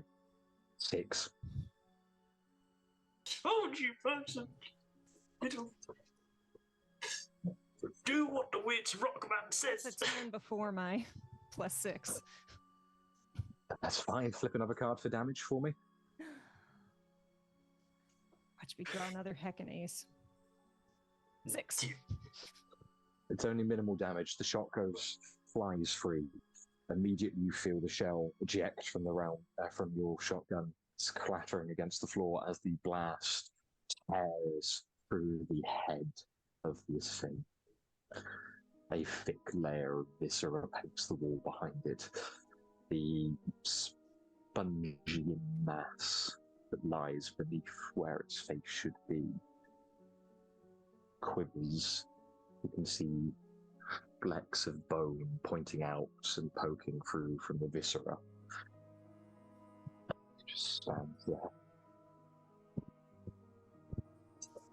Backing up. If I see a shot go off, continues just to flip all right, I'm gonna come bounding down to just full body weight, just pin it to the ground with a punch. Sprinting down the corridor, Burton, you feel Jack's presence looming before you see him. As you burst past Burton and swing a single fist sword again. Pugilism, please. Difficulty 6 still. Pugilism. Okay, got +5 on that. Lovely. Zoom. Oh, that's big. 16. That'll do it. Flip 2 cards for me for damage. Pick the highest. Okay, that's 5, and so 5 damage. It's still 5 minimal. Yeah. You slam your fist in and take what remained of its head and take it into pieces. It bursts under the weight of your fist, and blood explodes outwards, rushing again across the length of your fist and up the forearm, painting the walls as the thing just, when you would normally expect it to drop, still stands there, headless, its legs still aloft, its body still twitching in place. And as you pull your hand back and step back with Burton, 2 things happen. Firstly, you feel the veins on your arm extracting. You look at them to see them slowly writhing in the blood that now coats you and starts to drink it in. Oh, fuck.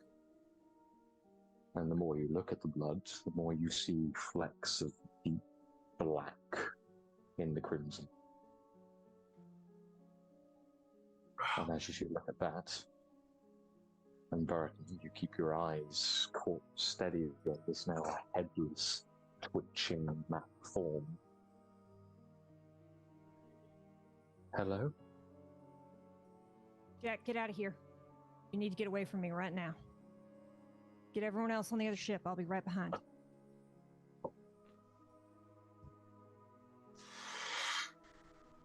Get!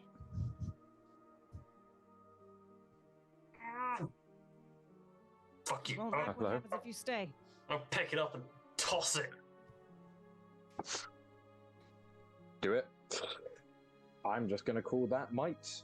Or we'll go on, fuck it. We'll call it pugilism again. Difficulty 8. Toss if it you're going to further. literally fling the body. I'm just going to pick it up by whatever part I can and just huck it further down the corridor.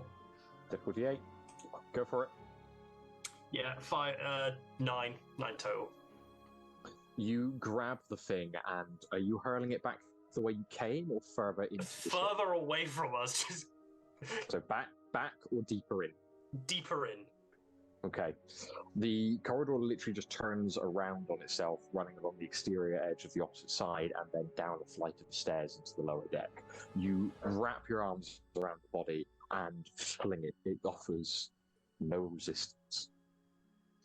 You watch it tumble through the air, crashing into the floor on the other side, and as it moves, it spurts this ever-darkening blood from the stump of its neck, which sprays a pattern across the floor and the walls before the body just crumbles to the floor, rolls a few more feet, and continues to just twitch and convulse just beside the stairwell. And even as it begins to rest in place, you can still hear, hello? We go. We should sink this thing. We should what? We should sink it. Do what you need to do. I'm going to stand here as a stopgap. Fuck. Get everyone off the ship. Holler at me before you do whatever you're going to do, and I'll come running. But nothing's getting past me right now. Fuck, I hate morals. Going to a wall trying to find a wall. Gonna head Everything. further down. To sink the ship, you would need to get into the ballast chamber, which would be the very bottom. Anything else would take too long. And as you start to step along the stairs, start to move along the edge of the ship, past the body, you look down the stairwell, and leaning against the wall, you see 3 more, one halfway up, crawling. Get off this ship. Get them off. Another behind it, climbing, and one at the base, with hands wrapped around the port lock, pushing it in place to keep whatever lies on the other side of the lower portion of the ship on the other side. And every single one of them slowly sat there.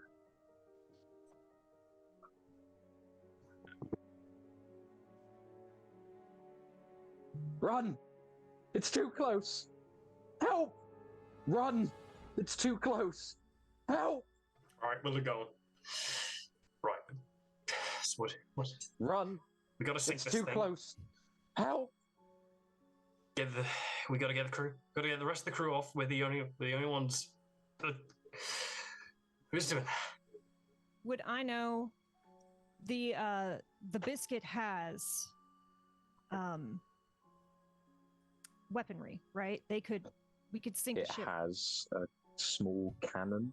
It's a protectorate ship. It's meant as a patrol boat. It's not a warship. Yeah, Burton's gonna, again, just staying like planted in the middle of this hallway. I assume it's not terribly wide. No. Fit me. Okay. Yeah. Get the other 2 off the ship. Tell the captain we're going to sink it. Yell right as you leave, and I'll come after. But none of them are getting past me. Go. Sure thing.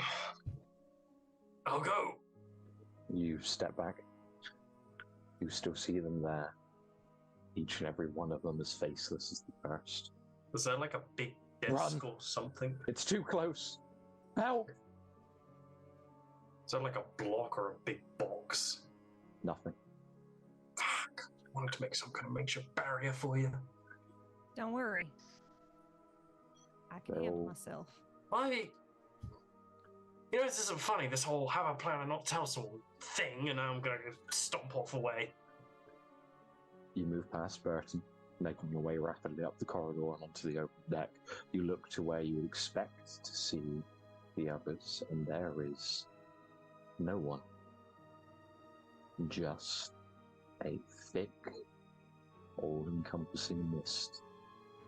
It seems to stand between you and anything else. Gonna just... You can't even see the fog lamps.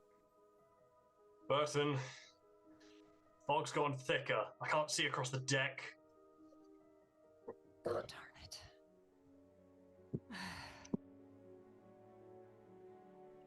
Burton's going to, keeping an eye out back to the door, and just lean out and shout, "Sound off!"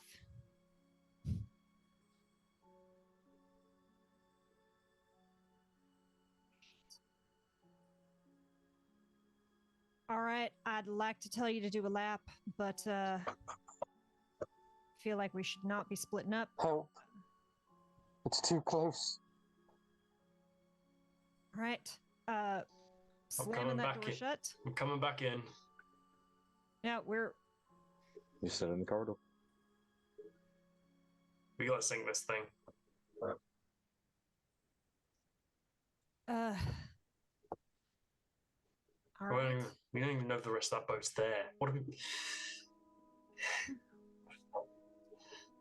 I'm pretty sure I can give us a barrier so we can get in and do what we need to do to sink this thing. There's that little yellow thingy. Is that the... Don't sound right. It's too close. It's too close. Whatever it is, it's... It's too close. I can give you a minute. I can operate off a minute, sure. Just gonna tear a bunch of holes in the thing. Right. Close. Burton is gonna give a nod to Jack, like stay by my side, and start running down. This does not specify that it does not impact friendlies. Okay.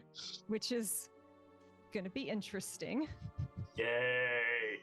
I mean, see how we go. I get additional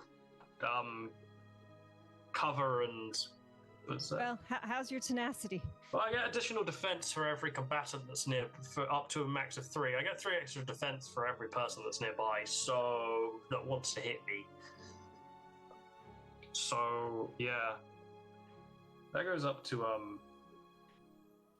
So what do you need to do? So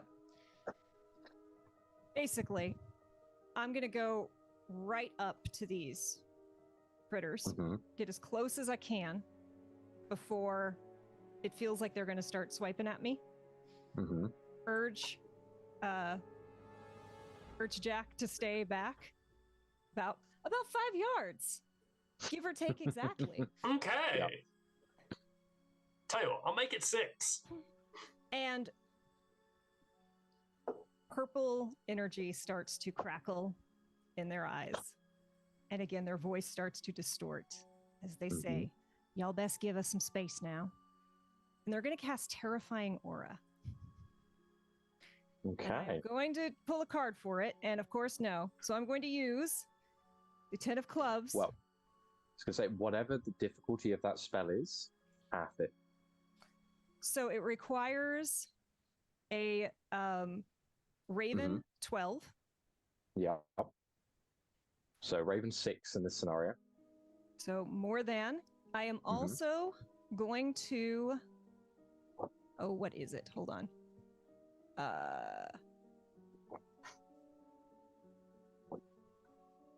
I'm also going to pump into that.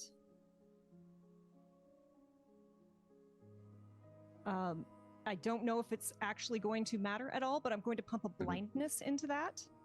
Okay. So anything within 5 yards when this goes off has to make anything that is within 10 sorry. There's a lot of little pieces to this. Yeah. I can cast it up to a range of 5 yards, but I want to get very close because I want to be able to hit everything in that room and hall. Any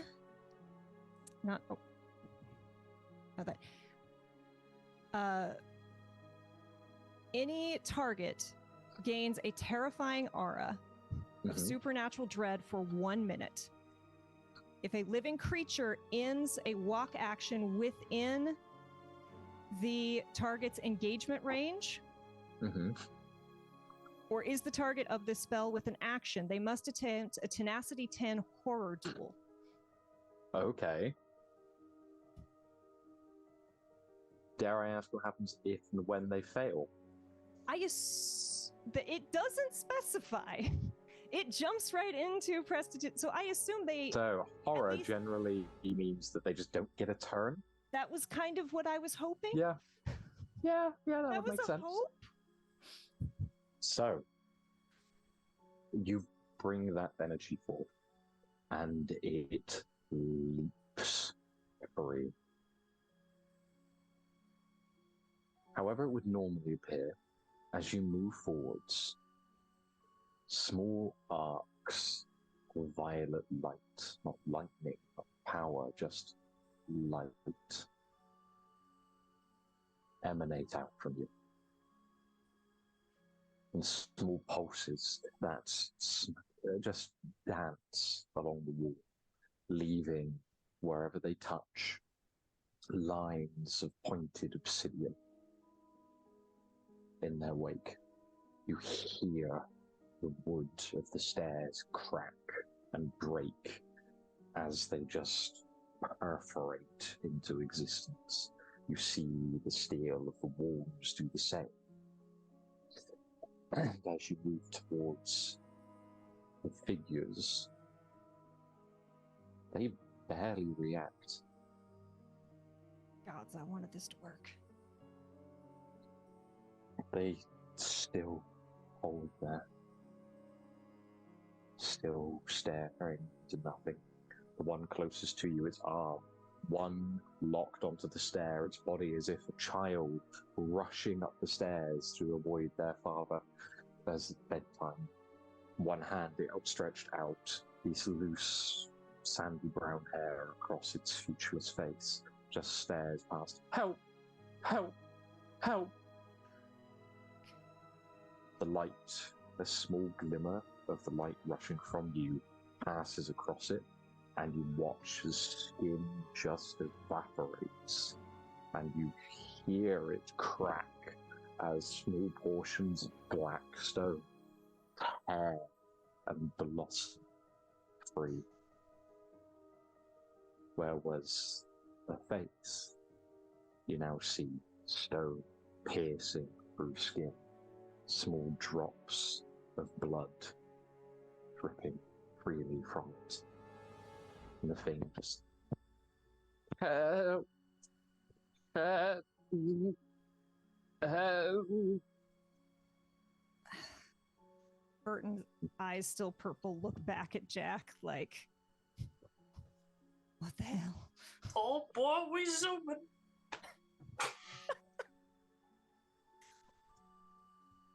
Jack, Yeah. I need you to make a difficulty 14 horror check Oh. as you recognize it.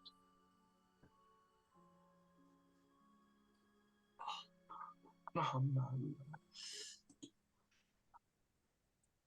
14, did you say?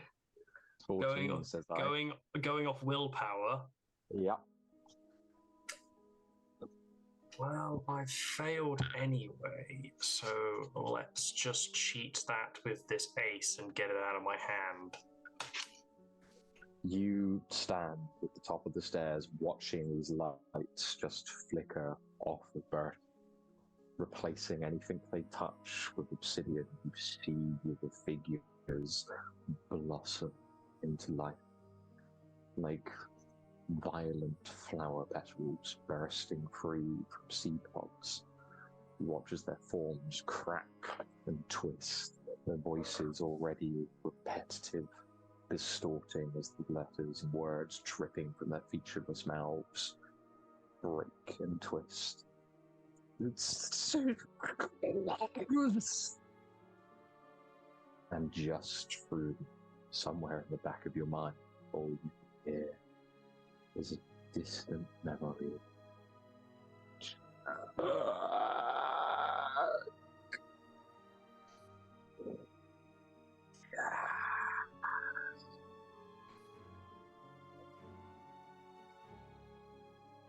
Do you see?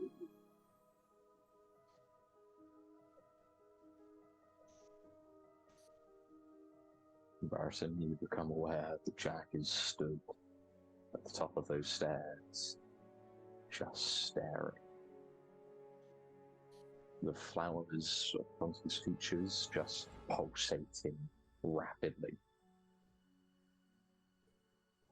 Real quick, just housekeeping. I confused what spades and tomes are. I used the 8 of It's fine. spades. It's the math worked. I did it, but I grabbed the wrong because I don't have the fancy actual deck. Yeah, Burton looks back, sees Jack frozen. Shit, murder be with me.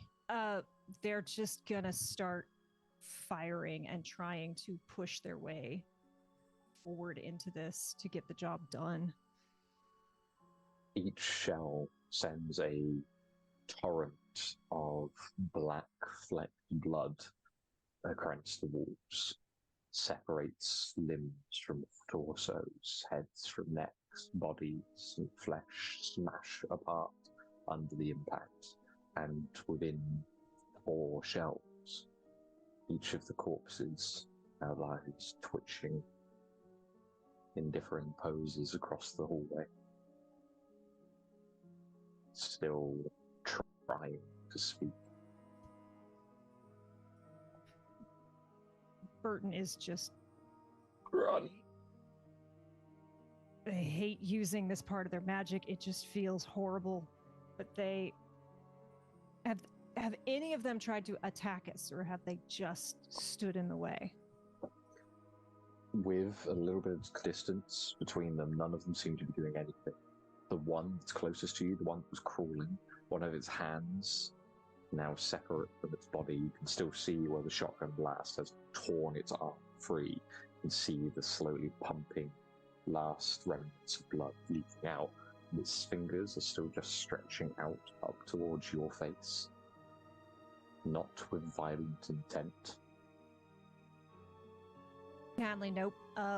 And gonna look back at Jack, see if Jack's gotten himself together, but either way, gonna rush in and see if I can start sinking this thing, because worst case, we can get that little yellow dinghy.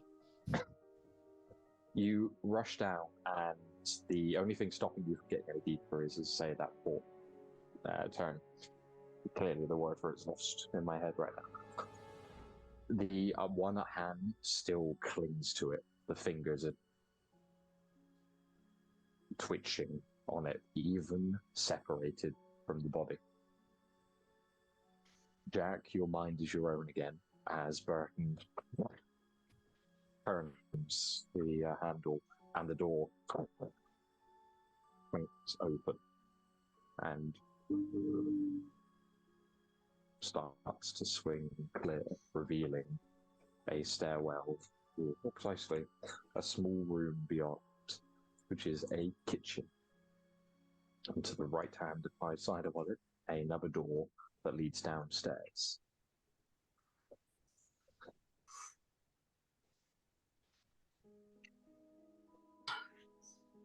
You with me?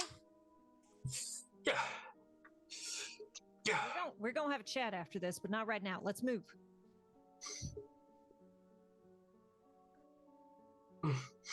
Let's go. Burton's gonna make haste, and we'll take the lead. You step inside. As I say, the first thing that greets you is a kitchen. Still something that appeared to be in use. Small amounts of dust and abandoned tools lie across the surface.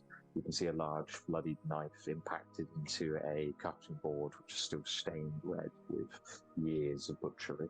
Hanging herbs and spices around the central kind of island, and barrels laid open with various biscuits, tack, salted pork. A line of salt has been thrown onto the floor between this door and the next. You can see where it's been disturbed by the first one, just by your footfall walking through, and on the second one, just this heavy line of salt between downstairs, upstairs. I'm gonna point Jack to that line of salt. Let's not disturb this one, yeah? Burton. In fact, is there more salt here? Can we grab salt? There's loads. There's a whole barrel at the far end. Whatever's next to the barrel is obscured by the island. You can't see the entirety of this room, but there is a barrel of salt.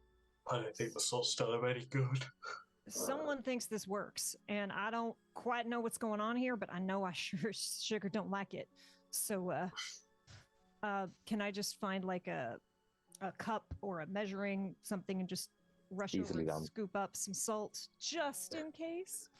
You grab a small tin cup that lies on the side, grab that up, rush around the side of the room towards the barrel, and as you break around, just on the other side of that island, leading up against it, you see another body. Is it another moving body? A heavy, great-coated figure. It's indeterminate in trying to make up anything beyond the greatcoat original. This thick hat covers its head, and one open hand lies with a small abandoned pistol a couple of feet from it. You can see the hammer has been recently fired, or at least last used. You can see the gunpowder lying on the floor. You can smell the ash. and the fact that its head just lies slightly to the right, away from the blast. Do I see a wound in that head? As you kind of lean closer, under the hat, where you can see on the other side of the hat that it has been blown open. There is a thin layer of black blood running from the stump, or just below the chin, down the neck of this faceless thing. We got another friend here. Can I edge around it and just kick the gun Hello. away?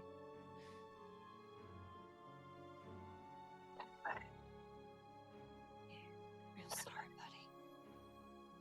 buddy. I'm gonna kick the pistol. I'm just gonna.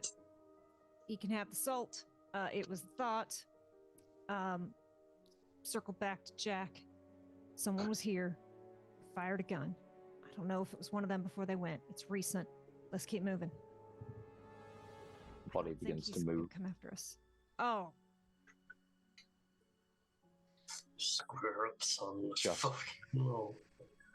very slowly picks itself up, shaking as if everything from the waist up is just still asleep. Slumps. Ugh. And just revolves. This hatted head slapping back as if there's no weight to it anymore. And a single hand.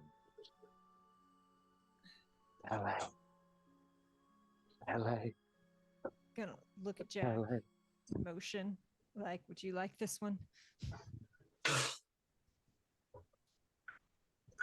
6, please, Jack. Yeah, that's a 8 plus 5 a ram, so that more than handily. Where are you striking?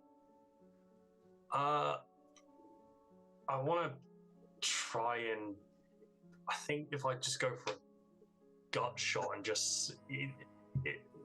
Ideally, just sever as much nerves from the spine and from the legs to the brain as possible, so at the very least, top half is buggered. Take it out, the second half reduces.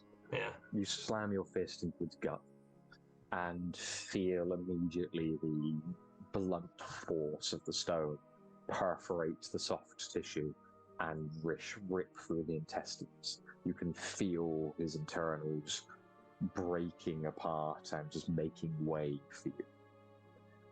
You feel the tough portion of his spine shatter as your fist punctures through. And again, the splatter of blood flies out and paints the wall behind it. You hold there for a second, your arm still shaking, as you feel the vines on your forearm still lodged within its form, spreading. I'm gonna take and anchoring into its guts. Gonna take my other hand and pull it off. Well, as you're kind of holding it there more, as you can feel this, it gives you a moment's pause. As you just feel the sensation of strength starting to warm in your forearm, spread around your body, as you drink this thing in. Do I see And this? you just fire. Oh yeah.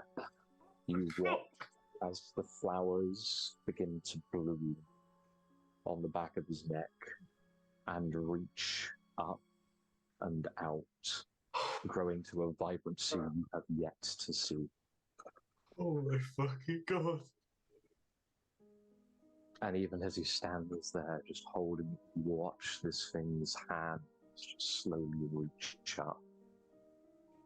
And Jack, as you stand there in rapture, you feel the soft touch of hands on your face. There's no violence to them. No hate, no malice. It just holds you there. You feel its fingers running across, just taking in the features of your body, or your face more precisely. I'm going to need you to make me a willpower check, 10 to do anything. Also like to bring some violence to this and shoot it. Please do. We'll start with Burton. Pull that shotgun test, please. Difficulty. This is going to be a harder shot as there's a jack in the way. As we'll say, 10. Target. Oh, there you go, 12. That's that's a 12 plus 3 plus 3. So that'll do it.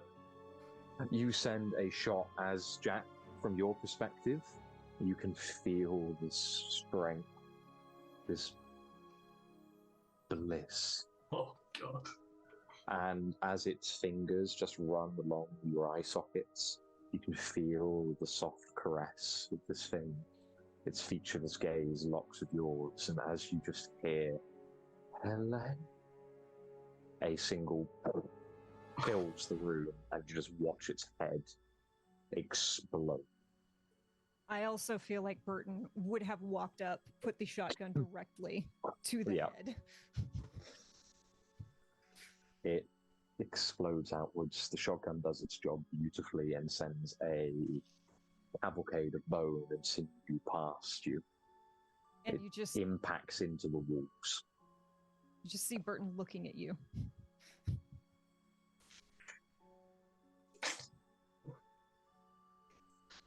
Do I realize I was doing that, or was that sort of a... Oh, yeah.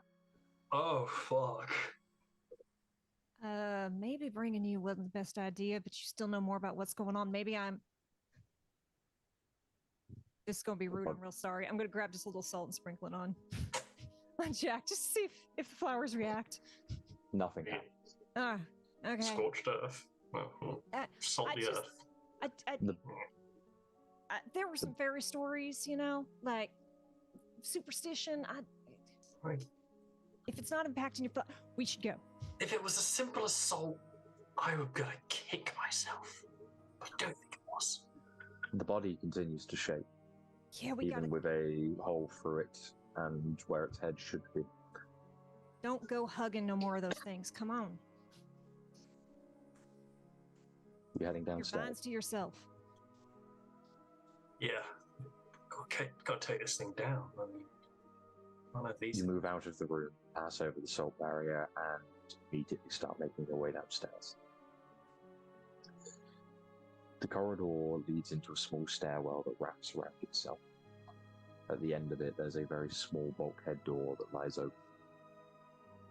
Just on the other side of it, you can see the slim silhouette of another figure. A single male form stands there. One arm outstretched, its hair tied into its loose ponytail behind its head. A very small waistcoat on his very slim body. It's got its back to you, and you can just hear again the same whispered phrase. I forgive you. Forgive you. Oh, that's just making it worse, feller. Can you get in there and start? I'll hold it. Should I just take the neck? No, you're not touching those things. What the hell just happened? Just go get this process started. And I'm gonna just use the shotgun. Not just hold it, use it to keep him a little bit at bay. Let Jack start. The moment, Jack, you move past this man, the body just, I forgive you, and starts moving after you. Burton, you push the shotgun up and just try and pull it back, but the moment you touch it, its attention instead turns to you. Hi there. I forgive you. Just blow its legs off. I forgive you. That's good. I forgive you. If it's coming for me. Yeah. Taking the shot? Yeah, I'm going to give it a little bit of a shove and then try to shoot off a kneecap. You push it back, and again, as it's so close, we won't worry about checking for it. You just send a single shot down in through its kneecap. The entire body just would normally double over. It hangs in space. Oh, that ain't right. Be Its quick in hand's there. now half an inch from your face. And Nope. you can take a step back. Yeah, It can no longer move forward, is an Okay. immediate truth.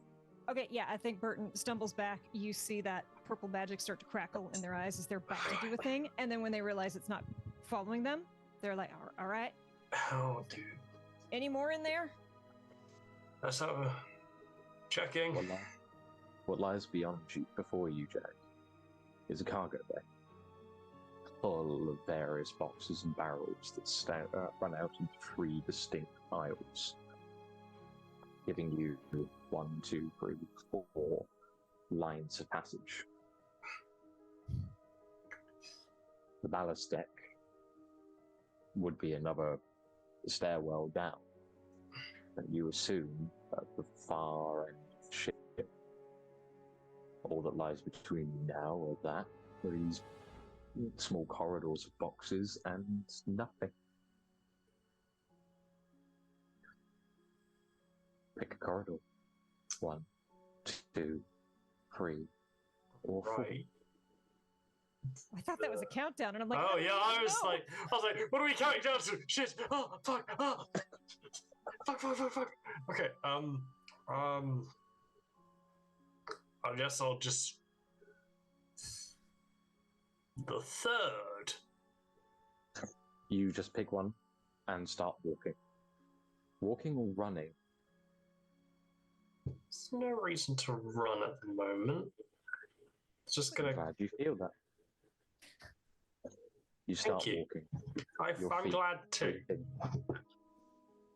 Burton, from your position in between the I forgive you. I forgive you. You can hear the creaking of Jack's footsteps getting more and more distant. Gonna start following. I was really hoping this was gonna be our last stop. And kind of once I make sure this guy's not gonna I don't need this thing to 28 days later zombie me, and this minute my back is turned. It's suddenly real fast and real violent. You keep an eye on it. It doesn't move. Okay. It revolves. Cool. All right, To that's follow good you. to know. Thank you kindly. You taught me a lot.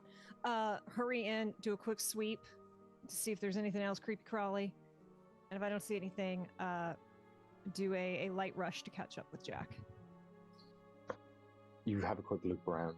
You see nothing more. You look to where Jack should have gone, and 1, 2, 3, or 4. And I don't know which one he took. Nope. D4 it. That's why I like you. That's why I like you. That's one. You pick the first and start making your way down. This makes sense. He'd go this way. How little you know me. 3 is my favorite number. Your footsteps begin to fall. 1, 2, 1, 2, one in front of the other. You pass into barrels and the crates and the various cargo that makes up the interior of the ship, and with every step it occurs to you that there is no more light here. The small, dim lantern lights that have been illuminating your way so far begin to flicker and die. You don't really notice the point where they disappear. That ain't. You do notice when your feet starts to touch liquid.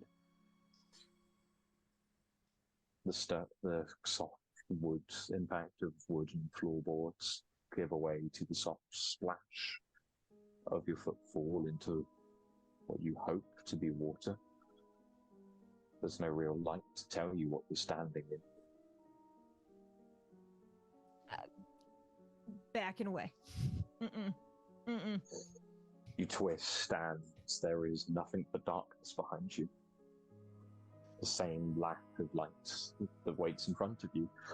You take 10, 15 steps back the way you came, and again there's a splash, splash, splash, splash, splash.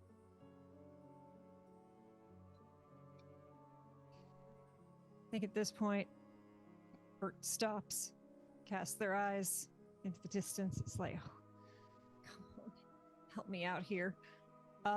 Pulls out their whiskey, takes just a slight nip. That's what we like to see. And they're just gonna put their head down and run. You take a nip and just sprint, charging down the same corridor and hoping that it will lead you somewhere, anywhere that isn't here. Jack,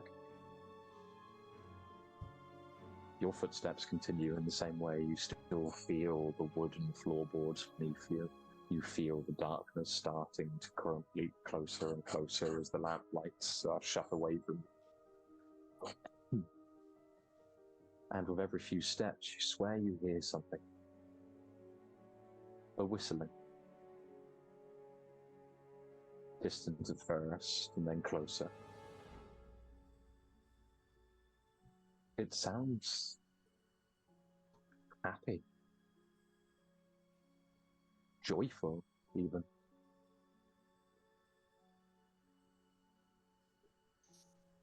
It's coming from in front of you. Maybe behind you. Do you keep walking?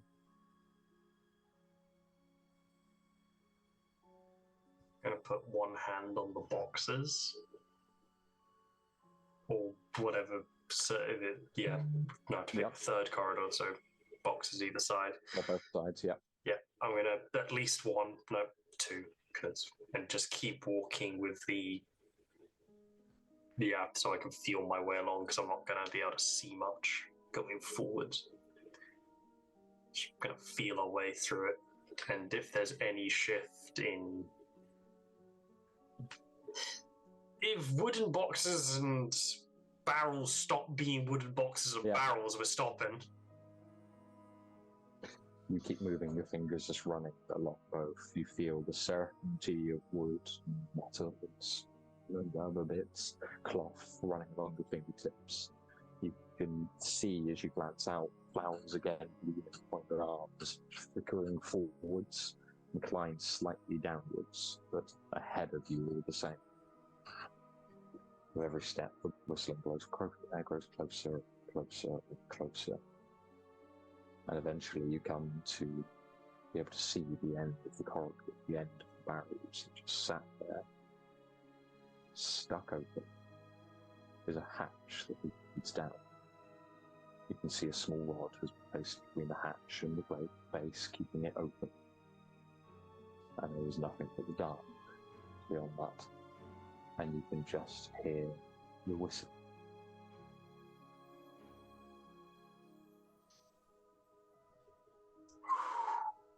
Okay.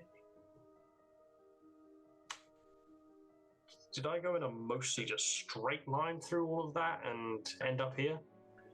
You certainly hope so. Oh. So if I look down the corridor where I came, just black.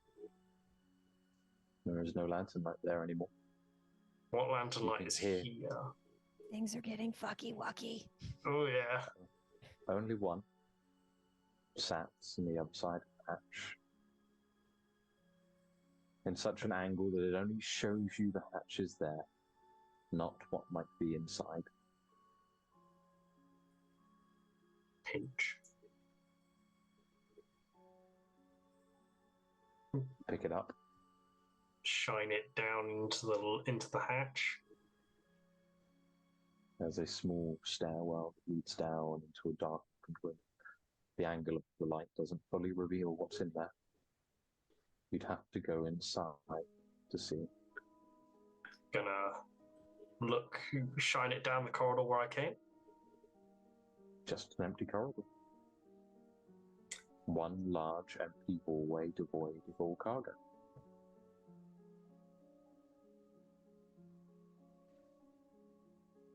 Just gonna look at the sort of. You're a real fucker, you know that. Is there like some rags and a plank of wood? Or There's can I nothing. scavenge Jack. that? There is just an empty. There is only the hatch, Jack. And the whistling.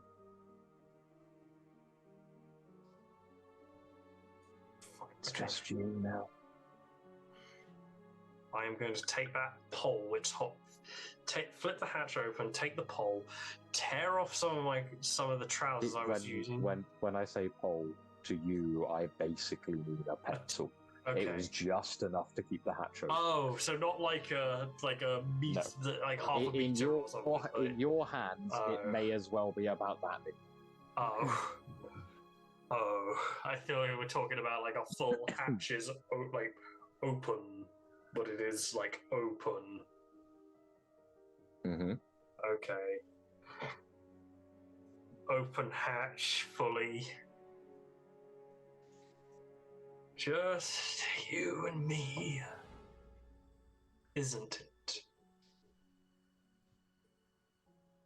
You know, if you're feeling talkative, can we have a conversation? Only the silence answers you. Fucking asshole.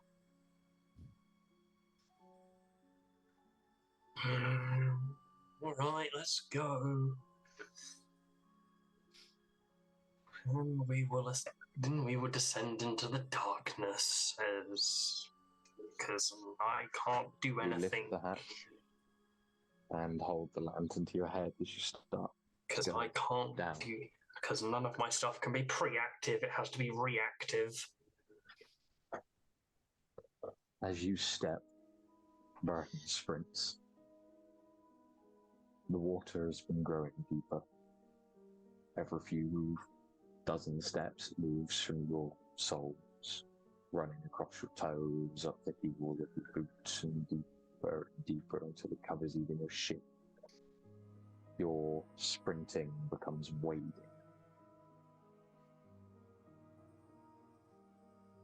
And you can hear it too. A happy workman's whistle.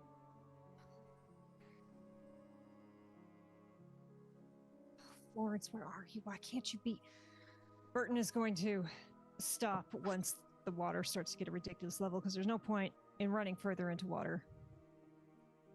And that whistling just puts a chill down their spine, and they're going to,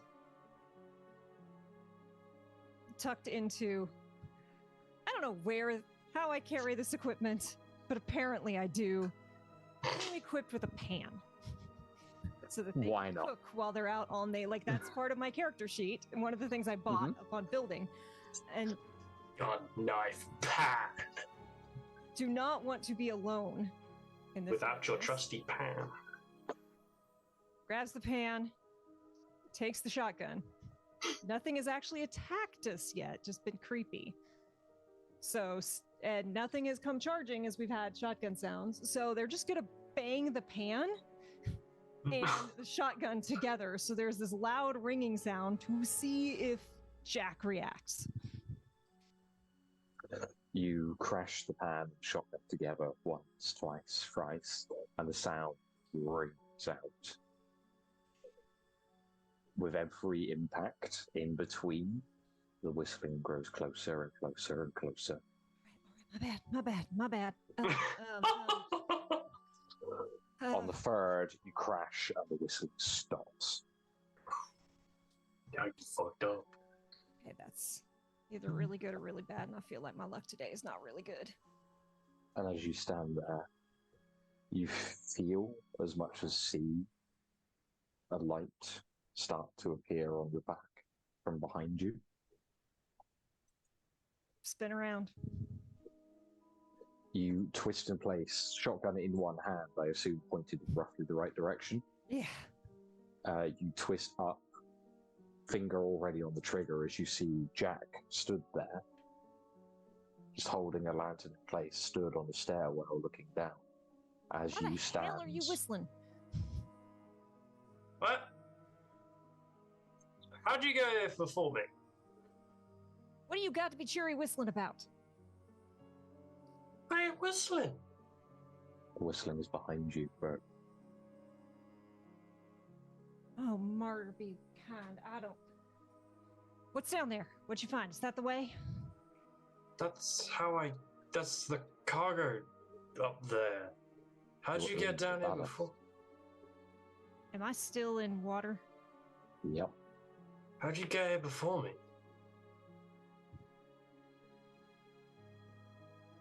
It's a hooded lantern. You can see reflections on the water. You can see Burton stood there. And you are aware of something maybe 10 yards behind her. The lantern is currently not high enough to illuminate whatever it is, but you can both hear it. A steady whistle. Gonna step off the steps to one side and hold up the lantern higher. All the hair on the back of Burton's neck, on their arms, are all standing on end, and they don't turn around. They just watch Jack's face. Raise the lantern and it just runs across the water, springing Burton for you past her, and you see wooden beams of the ship layered up. You can hear the creaking now. You see little violet lights spreading out the back, and there, at the back, hanging loosely, arms to each side, spread outwards. There is a woman. Long, thick lines of ginger hair running from her head past her face, and just lapping against the water as her body is half submerged. On a barrel next to her, there lies a cutting board and several bloodied tools. And etched into the exposed flesh of her back, you can just see small flecks of glowing purple light. Small obsidian stones poking out from between her hair. And always the whistling.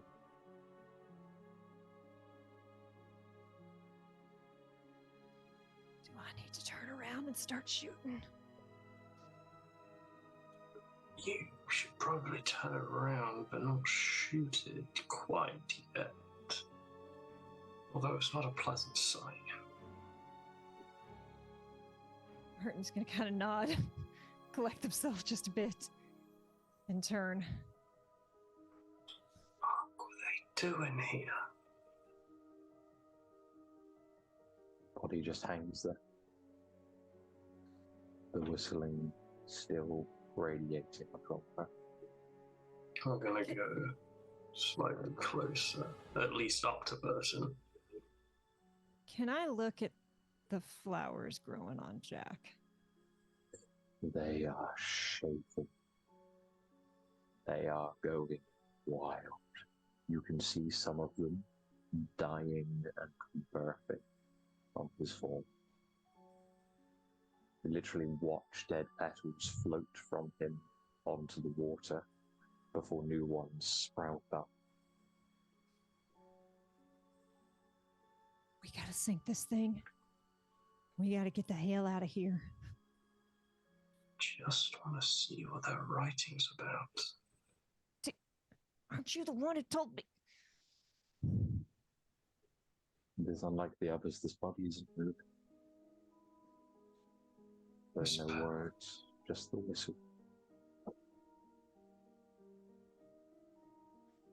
Got your back. Is this how they...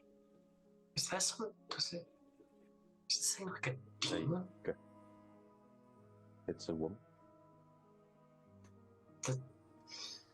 Anyone you know? No, but... Early 20s, maybe. I don't think so. I don't know many people. You'd have to get closer to identify any more. I'm going to take another step forward and see if like any of the glowing reacts, because I know my plant matter's going crazy, but the water disperses.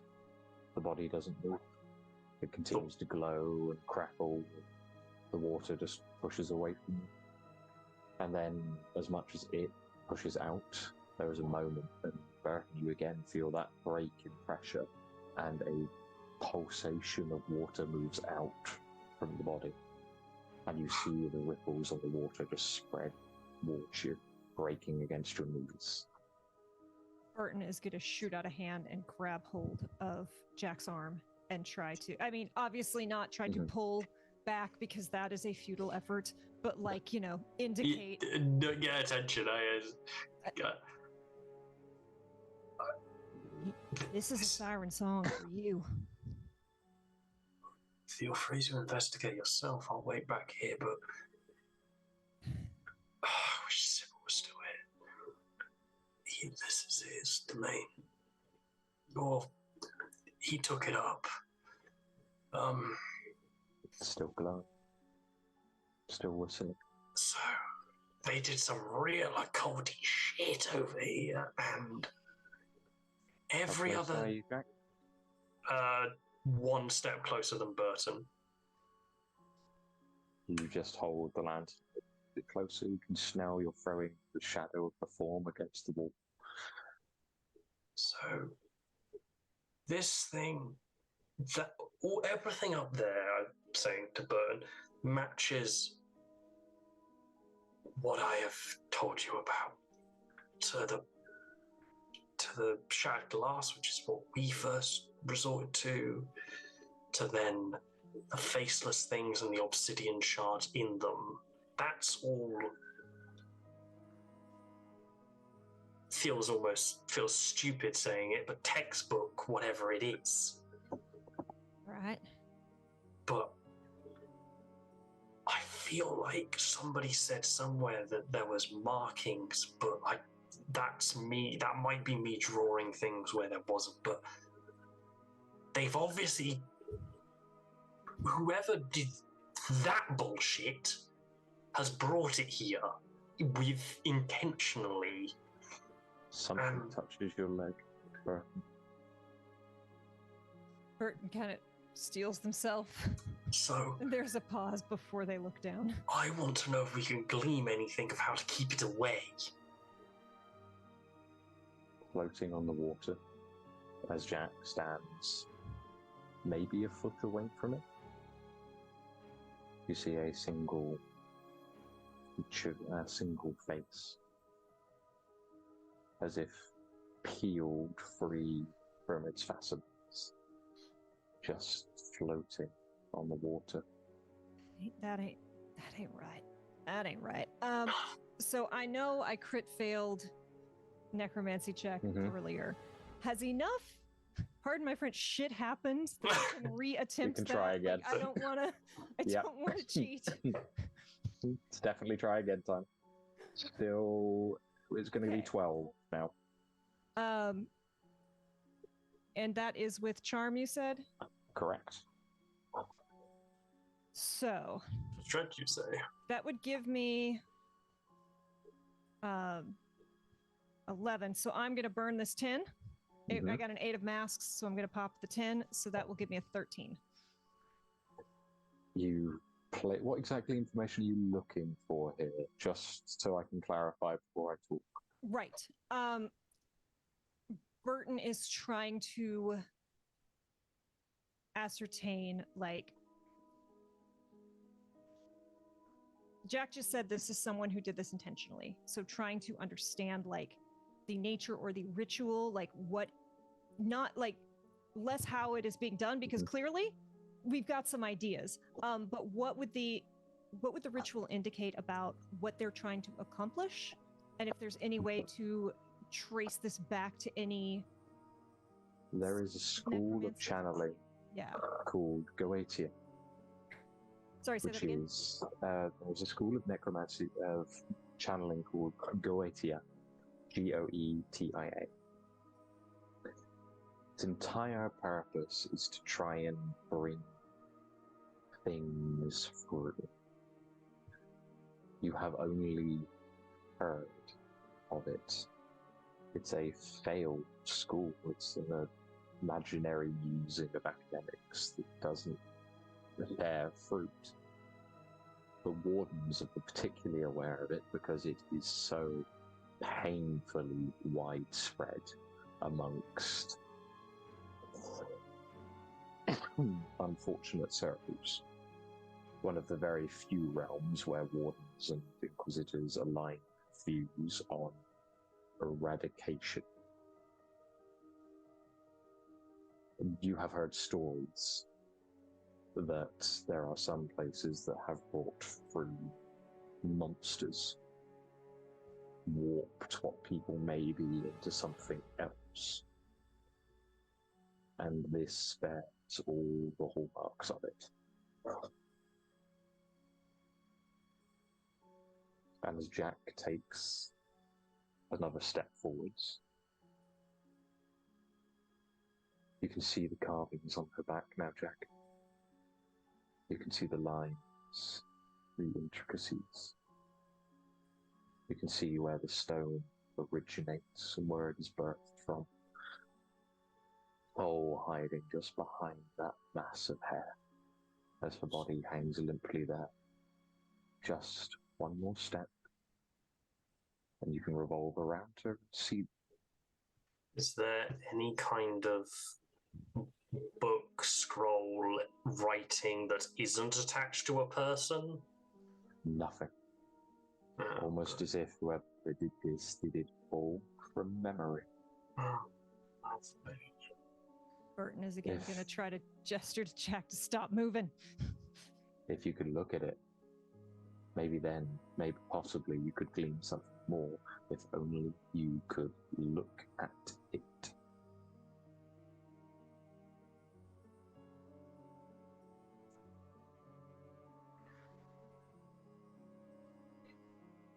The flowers are still blossoming, they are quivering with excitement. That thing wants you, let me do it. But it's up to Jack.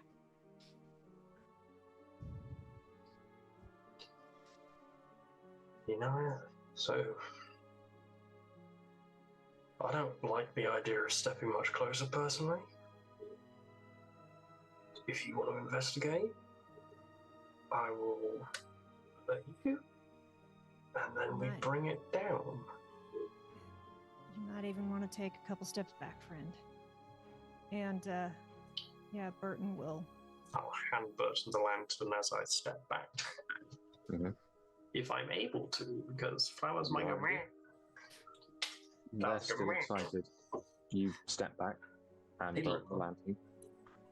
These flowers be loving it. I am going to put the shotgun away and take out my pistol. Not as good with it, but one-handing a shotgun is not advisable.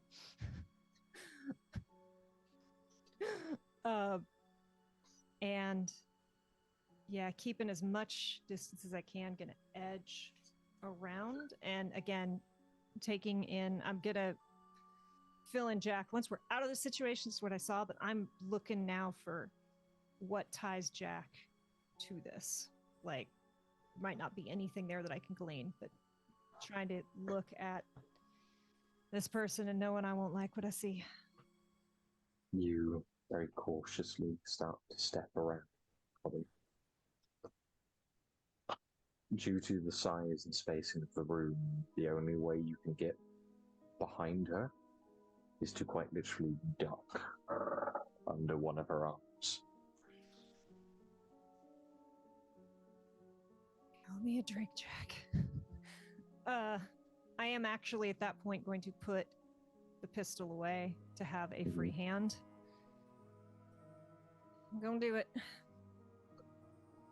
You lean down, begin to twist, holding the lantern up. Mm-hmm. And as you look, the lantern spreads light reflecting off the water. And you get a momentary glimpse and see the raw, exposed musculature and bone beneath this young woman's skinned face. You can see the lines of carved lettering that run along the edge of it. Just as you hold it there for a moment, the lantern light reflecting it, you see that the eyes snap, the head twist, and just as the lantern is blown out, and the entire room descends into darkness. You motherfucker! And that is where we will end for the evening. You motherfucker! You motherfucker! Okay. Everyone, is where we finish this episode of Chalice for the evening. Yeah, funny, man. It's Mr. Funny. Now, we are in for a bit of a weird treat because my time schedule's got all a little bit off, so we aren't going to be following our normal schedule. We will be back again next week with Group 1, and then straight back with Group 2 again the week after before we go to our break. So actually, we can see what's happening here a lot sooner than we normally would. We get to come right back to this. It's not that bad. You're over there. I'm excited. You got a zombie over you. I'm over here. I'm so happy because I had to get out of jail free card for this, and now I'm gonna have to reshuffle my deck In the dark. before the next. Dang, this is Yep. great. This is cool. This is a fun game. This is cool. We have loads of fun here. So, before we say goodbye to everyone for the evening, we will run around the room and say hello and goodbye all at the same time. And we started with Kay last time, so let's start with Kay again. Please, Kay. Hi, y'all. I'm Kay. I like spooky things, and we finally got some spooky. So Oh, yeah. This was great. Thank you, Ben. Find me every Tuesday on the Chaotic Wholesome Presents channel for the Chaotic Wholesome Presents Table Talk Show. And then I'm streaming Palea now. Palea. If you like farming MMOs, come hang out. It's a good time. I'm doing a bunch of other stuff that I really can't talk about right now, but you can also find me on the Emergency Power Podcast if you like Starfinder, Homebrew, mostly horror, very queer. Come hang out. We have Space Disaster Queers. Season 3 just wrapped. We do have some power packs happening, but Season 3 is a great place to start because we had 3 new people, so lots of recaps, so you can jump right in at Season 3 and binge it all, if that's your jam. Thank you. I have been Burton. It's been a pleasure playing with y'all. We finally got to see something scary. It's a good time. Oh. Hopefully, worth the wait. Jack, Jago, whoever you are, the lines are blurring. It's past 11 o'clock. I don't know anymore. It's a bit. Hi, I'm Jago. I play Jack. It's that way around, just for your information, Ben.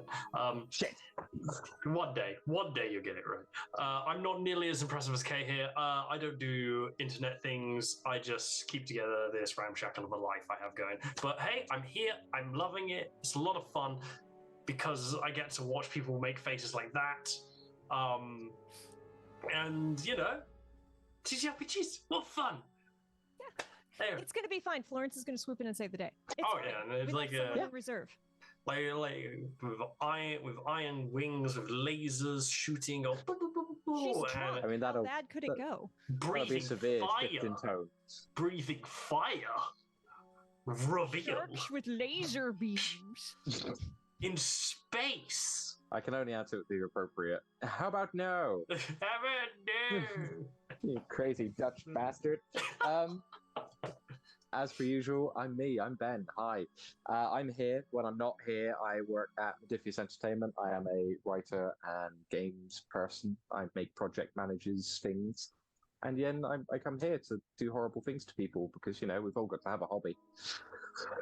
And as per usual, of course, you can find me anywhere at Try Again Ben. I won't really post because I'm a very dull individual outside of this. So, you know, I'll do my own thing in my own time. And we have been on, of course, the initiative order. Say big thank yous to Danny behind the scenes, even if he can't quite work this out. I didn't just. And there should be some. No one saw that. It's all right. Before stream, I spilled my beer all over my table. We're all doing well tonight. There should be some wonderful sponsors in the comments and chat or whatever it is, all of those places where you can see who helps us do us. And all I have to say at that point is we'll see you in a week. Bye-bye. Have a spooky time. So